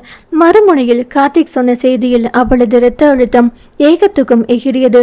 அவனிடம் ஒன்றும் பேசாது அலைபேசியை வைத்தவள் மனதில் பெரும் சூறாவளி காற்று சுழற்சி அடித்தது. அப்படி என்னடா நான் உனக்கு பாவம் பண்ணினேன்? ஏன் என் வாழ்க்கையில் இப்படி அடிக்கடி குறுக்கிடுகிறாய்? என் ஃபேக்டரியில் ஏற்பட்ட விபத்துக்கு காரணம் கார்த்திக் தான் என்று எனக்கு தெரியும், உனக்கும் தெரியும். அப்புறம் எதுக்காக அவனை காப்பாற்ற முயலுகிறாய்? ஒருவேளை அந்த சித்தாராவுக்காகவா? ஓ, அவளுக்காக தான் கார்த்திகால் எனக்கு ஏற்பட்ட நஷ்டத்திற்கு அதே ஃபேக்டரி ஆரம்பிக்க நீ உதவி செய்தாயா? ஆக இது எல்லாம் அவளுக்காக தான் நீ செய்தாயா? தான் ஜெகனிடம் உதவி கேடு சென்றோம் என்பதை மறந்தவளாய் அவன் மீது ஆத்திரப்பட்டாள். இப்போது நீ என்னிடம் இந்த காதல் நாடகம் ஆடுவது கூட எதற்காக? இன்னும் என்னை கவிழ்த்த என்னிடம் என்ன மீதம் இருக்கிறது? சினத்தில் கொந்தளித்தாள் அவள். ஜெகன் மட்டும் அவள் முன் இருந்திருந்தான் என்றால் அவளுக்கு இருந்த கொலைபெறியில் அவனை கொன்றிருப்பாள். அந்த அளவுக்கு அவன் மீது ஆத்திரத்தில் இருந்தாள். பழைய ருத்ரஷி அவளிடத்தில் மெல்ல திரும்பலானால் தொழிலில் வெற்றி கொள்வதற்காக எந்த அளவுக்கு வேண்டுமானாலும் இறங்கி சென்று அடிக்கும் தொழிலதிபர் ருத்ரஷியாய் ஜெகனின் விஷயத்தில் மாறி போனாள் அவள். அடுத்த சில மணி நேரங்களில் சில வேலைகளை செய்து முடித்தவள் நேரே காளிமுத்துவை சந்திக்க சென்றாள். அவள் அவரை சந்திக்க செல்லும் போது அவர் வீட்டில் தான் இருந்தார். ஜெகனும் செல்வாவும் வெளியில் சென்றிருந்தனர். ருத்ரஷி வருவதை அறிந்த காளிமுத்து உடனே மகனுக்கு அழைத்து விஷயத்தை சொல்லிவிட்டார். தன்னவள் எதற்காக வருகிறாள் என்று தெரியவில்லை என்றாலும் முதன்முறையாக அவள் தனது வீட்டுக்கு வருவதை உணர்ந்து அவன் பெரும் மகிழ்ச்சி கொண்டான். நைனா, ஒரு அரை மணி நேரத்தில் வந்து விடுகிறேன். நான் வர வரைக்கும் அவள் கிட்ட பேச்சு கொடுத்து சமாளிச்சுட்டிரு என்று சந்தோஷத்துடன் கூவியவன் தான் சென்ற வேலையை அவசரமாக முடிக்கலானான். வீட்டில் காளிமுத்து மட்டுமே இருந்தார். அவரது மனைவி மகள் இருவரும் அருகில் இருந்த கோவிலுக்கு சென்றிருந்தனர். காளிமுத்து தன் முன் அமர்ந்திருந்து ருத்ரஷியை அளவிடுவது போல் பார்த்து கொண்டிருந்தார். இந்த இளம் வயதில் அவள் ஏன் இப்படி சிரிப்பை தொலைத்து இத்தனை இறுக்கமாய் இருக்க வேண்டும் என்று அவரது மனதில் கவலை எழுந்தது. சொல்லுமா, என்ன விஷயமா என்ன பார்க்க வந்திருக்க? அவர் கேட்டதற்கு பதில் சொல்லாது அவரிடம் சில பத்திரங்களை நீட்டினாள் அவள். அதை வாங்கி பார்த்தவர் புரியாது அவளை ஏறிட்டார். இது எல்லாம் என்னுடைய பூர்வீக சொத்துக்கள். எந்த ஒரு கஷ்டமான சூழ்நிலை வந்த போதும் இதை விற்கணும்னு நான் நினைச்சதில்லை. எது எப்படி இருந்தாலும் என்னுடைய சோஷியல் ஸ்டேட்டஸை நான் மெயின்டைன் பண்ணியாக வேண்டும். ஆனால் இப்போ அவள் மேலே பேசும் முன் ஜெகன் வேகமாய் வீட்டினுள் நுழைந்தான். வா வா ஸ்ரீ. தனது வீட்டில் தன்னவளை கண்ட சந்தோஷத்தில் உற்சாகமாய் வரவேற்றவன் அவளது முகத்தில் தெரிந்த பாவனையில் யோசனையாய் தந்தையை பார்த்தான். எப்போதும் அவனை கண்டதும் சந்தோஷத்தில் அவள் முகம் மலர்பவள் இல்லை தான் என்றாலும் இன்று அவளின் கண்ணில் தெரிந்த அந்நிய தன்மையில் குழப்பத்துடன் அவளை பார்த்தான். காளிமுத்து மகனிடம் தனது கையில் இருந்த பத்திரங்களை நீட்டினார். செல்வா நடப்பது என்ன என்று புரியாமல் மூவரையும் பார்த்தபடி நின்றிருந்தான். பத்திரங்களை வாங்கி பார்த்த ஜெகன், இப்போ இது எதுக்கு ஸ்ரீ என்றான் புரியாதவனாய். அவளோ அவன் பக்கம் திரும்பாமல், சார், நீங்க எனக்கு பண்ணிய உதவிக்கீடாய் எனது சொத்துக்களின் மதிப்பு இருக்கும். நான் உங்ககிட்ட பணத்தை கேட்கலையே, நீ எப்போ வேணா திருப்பி கொடு, அவசரம் இல்லை. காளிமுத்து அவசரமாய் குறுக்கிட்டார். இல்லை சார், அவசரம் வந்திருக்கு என்றவள் ஜெகனை திரும்பி பார்த்தபடி, உங்கள் மகனது ஷேர்ஸ்க்கு ஈக்குவலான சொத்தும் இதில் இருக்கு. எனக்கு உதவி பண்ணுறதா இருந்தா தயவு செஞ்சு உங்கள் பையனை என் கம்பெனியிலிருந்து விலகிக்க சொல்லுங்க. அவளது பேச்சு கேட்டு காளிமுத்து யோசனையாய் மகனை பார்த்தார். அவனை கூலாக தன்னவளை பார்த்து கொண்டிருந்தான். விலகலனா என்ன பண்ணுவாளாம் நைனா? அவளை பார்த்தபடி அவன் தந்தையிடம் தெனாவட்டாய் கேட்டான். எப்படி விலக வைக்கிறதுன்னு எனக்கு தெரியும் என்று அவனை வெட்டும் பார்வை பார்த்தவள் காளிமுத்துவிடம் திரும்பி, சார், உங்களுக்கும் எனக்குமான கொடுக்கல் வாங்கல் இத்தோடு முடிஞ்சது. லீகல் ஃபார்மாலிட்டிஸ் நாளைக்கு முடிச்சுக்கலாம். இதனால் வர நீங்க செஞ்ச உதவிக்கு ரொம்ப நன்றி என்று கை கூப்பியபடி எழுந்தவள் ஜெகனை தாண்டி செல்லும் போது, என் கையை கட்டி போட இனி எந்த நன்றி கடனும் இல்லை என்று அவனை பார்த்து அழுத்தமாய் கூறியவள் காளிமுத்துவிடம், சார், இனியும் உங்க பையன் என் வழியில் குறுக்கிட்டா நான் என்ன செய்வேன் எனக்கே தெரியாது.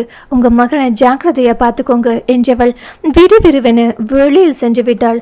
வீடு தேடி வந்து அவரது மகனுக்கு எச்சரிக்கை விடுத்துவிட்டு போகும் அவளை கண்டு ஆச்சரியத்தில் அப்படியே ஆவென அமர்ந்து விட்டார் காளிமுத்து.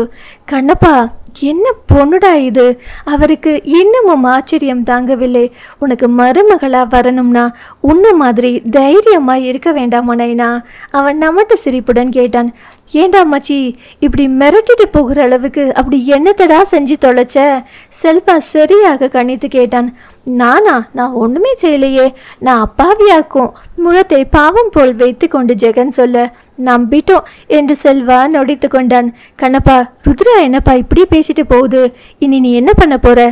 ஏனேனா, அவள் என்னை எதுவும் செஞ்சிடுவாள்னு உனக்கு பயமா இருக்கா? அப்படியெல்லாம் இல்லை என்று இழுத்தவரை கண்டு, அப்புறம் என்ன, பேசாம இரு என்றவன் கையில் இருந்த பத்திரங்களை அவரிடம் கொடுத்து, பத்திரமா எடுத்து வை, உன் மருமகளோட தாய் வீட்டு சீதனம் இது என்றான் புன்னகையுடன். உங்க அம்மா கூட இவ்வளவு சீதனம் கொண்டு வரலையே கண்ணப்பா, நீ கொடுத்து வச்சவன். அவர் சிரித்தபடி அதை எடுத்துக்கொண்டு உள்ளே எழுந்து சென்றார். மாமனார் செஞ்சதும் செல்வா ஜெகனின் காதை கடித்தான். டே மச்சி, இப்படி அப்பட்டமா மிரட்டிட்டு போகுதே, உன்னை ஏதாவது செஞ்சுட்டா என்னடா பண்ணுவ? கார்த்திக் கதியை நினைச்சு பார்க்கும்போது எனக்கு உள்ளுக்குள் பக்குன்னு இருக்கு. என் விஷயத்தில் அவளால் அப்படி எதுவும் செய்ய முடியாது மாப்பிள்ள என்று சொன்னவனின் நினைவில் நேற்று அவன் முத்தம் கொடுத்த போது திகைத்து போய் விழித்த ருத்ரஸ்ரீயின் முகம் நினைவில் வந்து அவனின் முகத்தை புன்னகை மயமாக்கியது. எப்படிடா அவள் அப்படி எதுவும் செய்ய முடியாதபடி வச்சிருக்க என்று நண்பனின் தலையில் தட்டிய ஜெகன், இது புருஷன் பொஞ்சாதி விவகாரம், உன்கிட்ட எல்லாம் சொல்ல முடியாது என்றவன் சிரித்தபடி எழுந்து சென்றான். அலுவலகத்தில் இருந்த ருத்ரஸ்ரீக்கு ஆத்திரத்தில் என்ன செய்வது என்று தெரியாமல் எல்லோரிடமும் எரிந்து விழுந்தாள். அவளுக்கு ஜெகன் மீது இருந்த கோபம் எல்லோரிடமும் வெடித்தது. அவளது நிறுவனத்தில் ஏற்பட்ட விபத்துக்கு காரணம் கணவனான கார்த்திக் தான் என்று தெரிந்திருந்தாலும் சமுதாயத்திற்காக அவன் மீது நடவடிக்கை எடுக்க முடியாமல் மனம் குமரி கொண்டிருந்தாள். அந்த நேரத்தில் தான் கார்த்திக் அவளிடம் இருந்து விலக ஆரம்பித்தான். அதன் பின்னரே கணவன் என்கிற உறவை தூக்கி எறிந்துவிட்டு அவன் மீது நடவடிக்கை எடுக்க அவளும் மனதளவில் தயாராக இருந்தாள். கடைசியில் எல்லாம் சுமூகமாக செல்லும் போது எங்கிருந்து வந்தான் இந்த ஜெகன்? அவளின் அந்நேர தேவைகளை அறிந்து கொண்டு அவளை குறிப்பார்த்து வீழ்த்தி அவனது காரியத்தை சாதித்து கொண்டானே.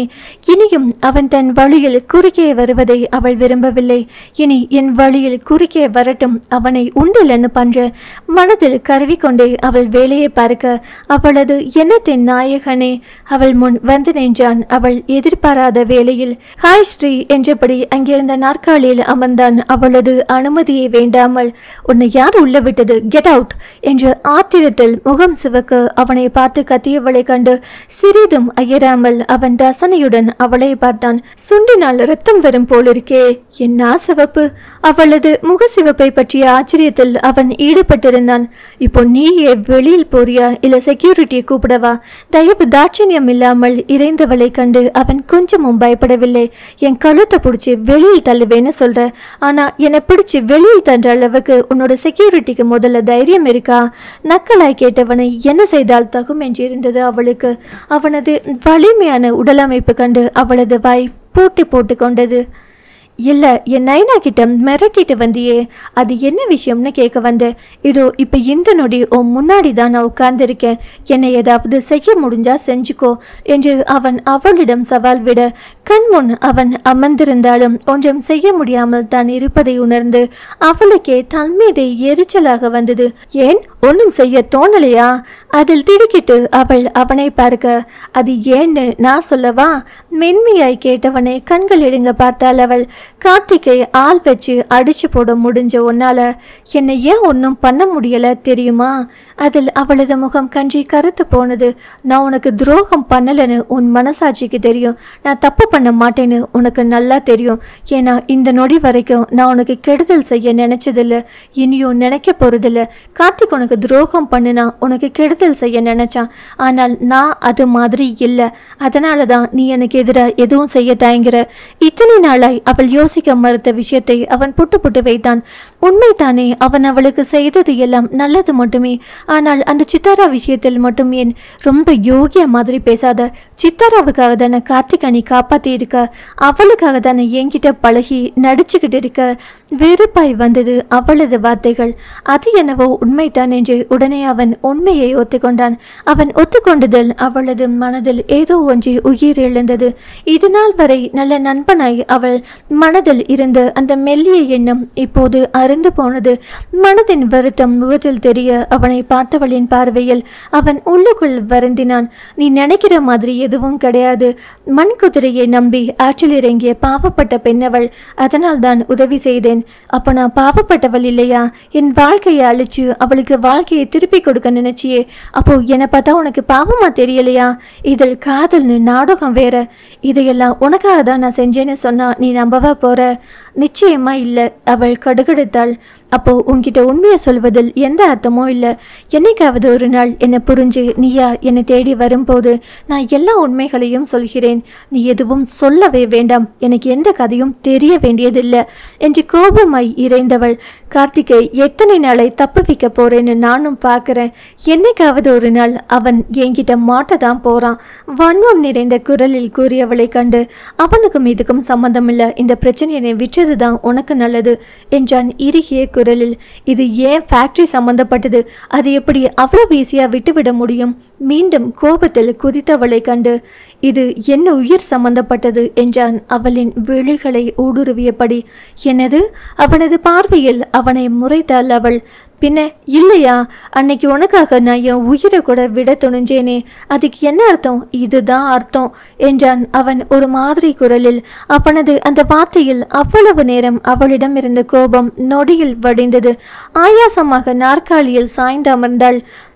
எது அவனுக்கு எதிராக தன்னை எந்த ஒரு செயலையும் செய்ய விடாமல் தடுக்கிறது என்று இப்போதும் யோசித்து கொண்டு இருந்தவளுக்கு இப்போதுதான் அதற்கான விடை கிடைத்தது. அவன் என்னதான் சித்தாராவுக்காக தன்னை பழிவாங்கியதாக அவள் நினைத்தாலும் அன்று அவளுக்காக அவன் செய்ய முன்வந்த உயிர் தியாகம் எந்த ஒரு துரோகத்திலும் அடங்கவில்லை.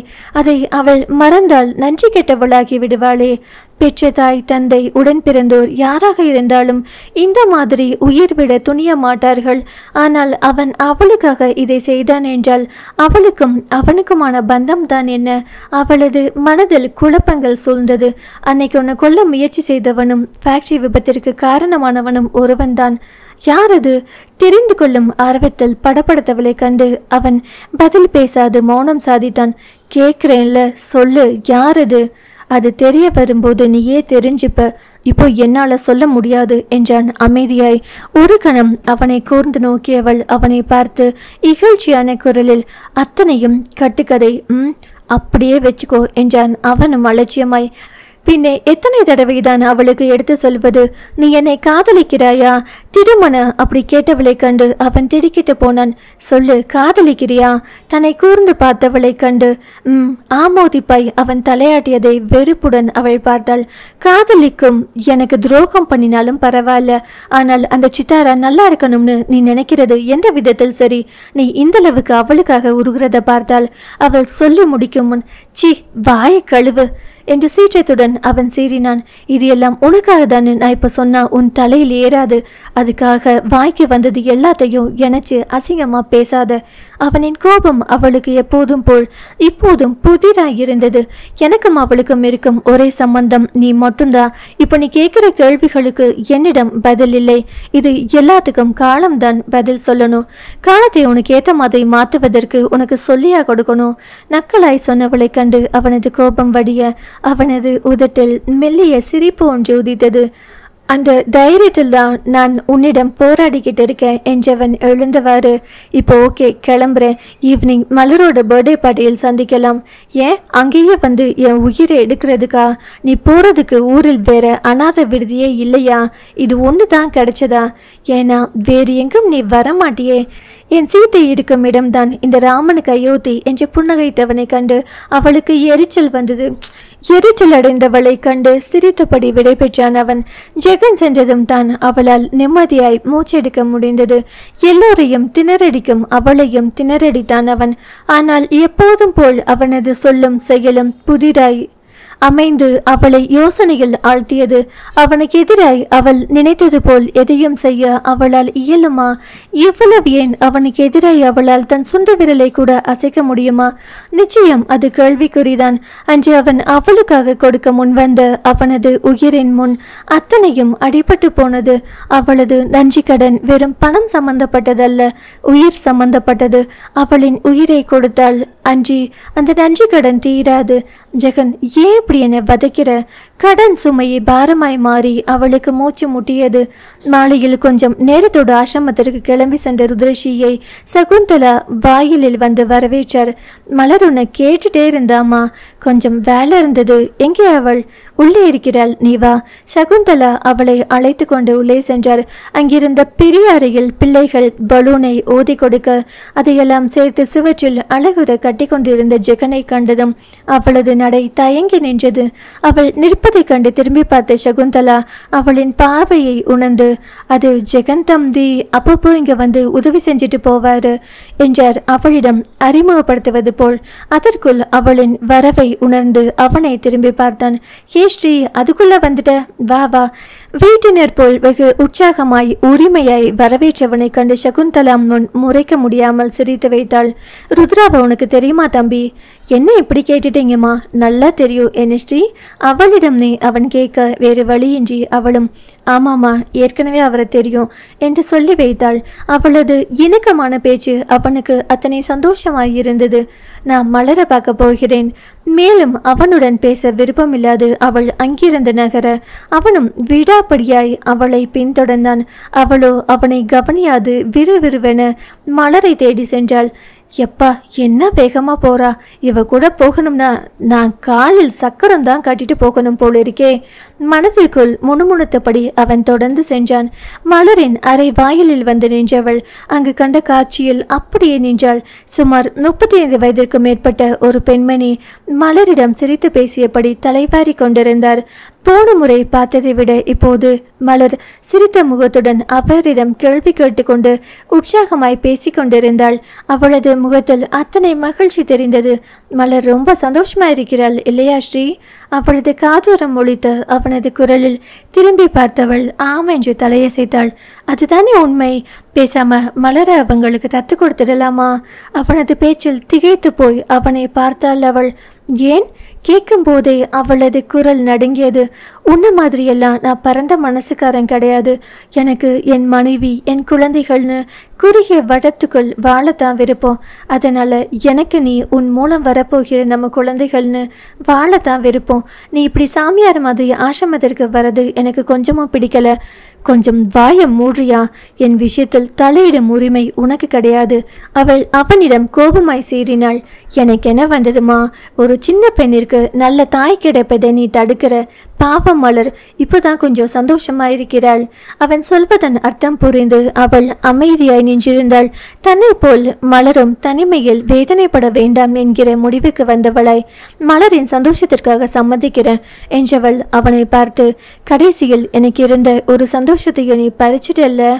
மனதின் வழியை அவளது கண்கள் அவனிடத்தில் அப்படியே பறைசாற்றியது. கேஸ்ரீ, அப்படியெல்லாம் இல்லம்மா. மனம் வருந்தியவனாய் அவள் அருகில் வர முயன்றவனை கை நீட்டி தடுத்தவள். அன்னைக்கு துப்பாக்கி சூட்டில் என் உயிர் போயிருந்தா கூட நான் நிம்மதியா உயிரை விட்டுருப்பேன். ஆனா என்னை காப்பாத்துற மாதிரி காப்பாத்தி தினம் தினம் என்னை நீ சாகடிக்கிற வேதனையுடன் கூறியவள் அவனின் பதிலை எதிர்பாராமல் மலரின் அறைக்குள் நுழைந்தாள். அவன் பதில் பேச வார்த்தைகளற்று அமைதியாய் அவளை பார்த்து கொண்டு மனம் வருத்தமுற நின்றிருந்தான்.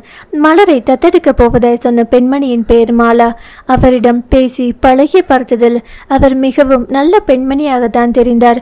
அதனால் ருத்ரஷியின் மனதில் இருந்த சிறு சஞ்சலமும் அவரது வெகுளியான சுபாவத்தில் மறைந்து போனது. முழு மனதுடன் மலரை தத்து கொடுக்க சம்மதித்தாள் அவள். பிறந்த நாள் விழா முடியும் வரை ஜெகன் ருத்ரஷி பக்கம் வரவில்லை.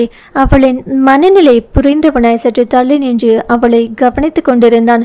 மனதில் வருத்தம் இருந்தாலும் இதையெல்லாம் வெளியில் காட்டிக்கொள்ளாமல் அவள் சகுந்தலா மாலா இருவரிடமும் பேசிக் கொண்டிருந்தது கண்டு அவனுக்கு உள்ளம் வலித்தது.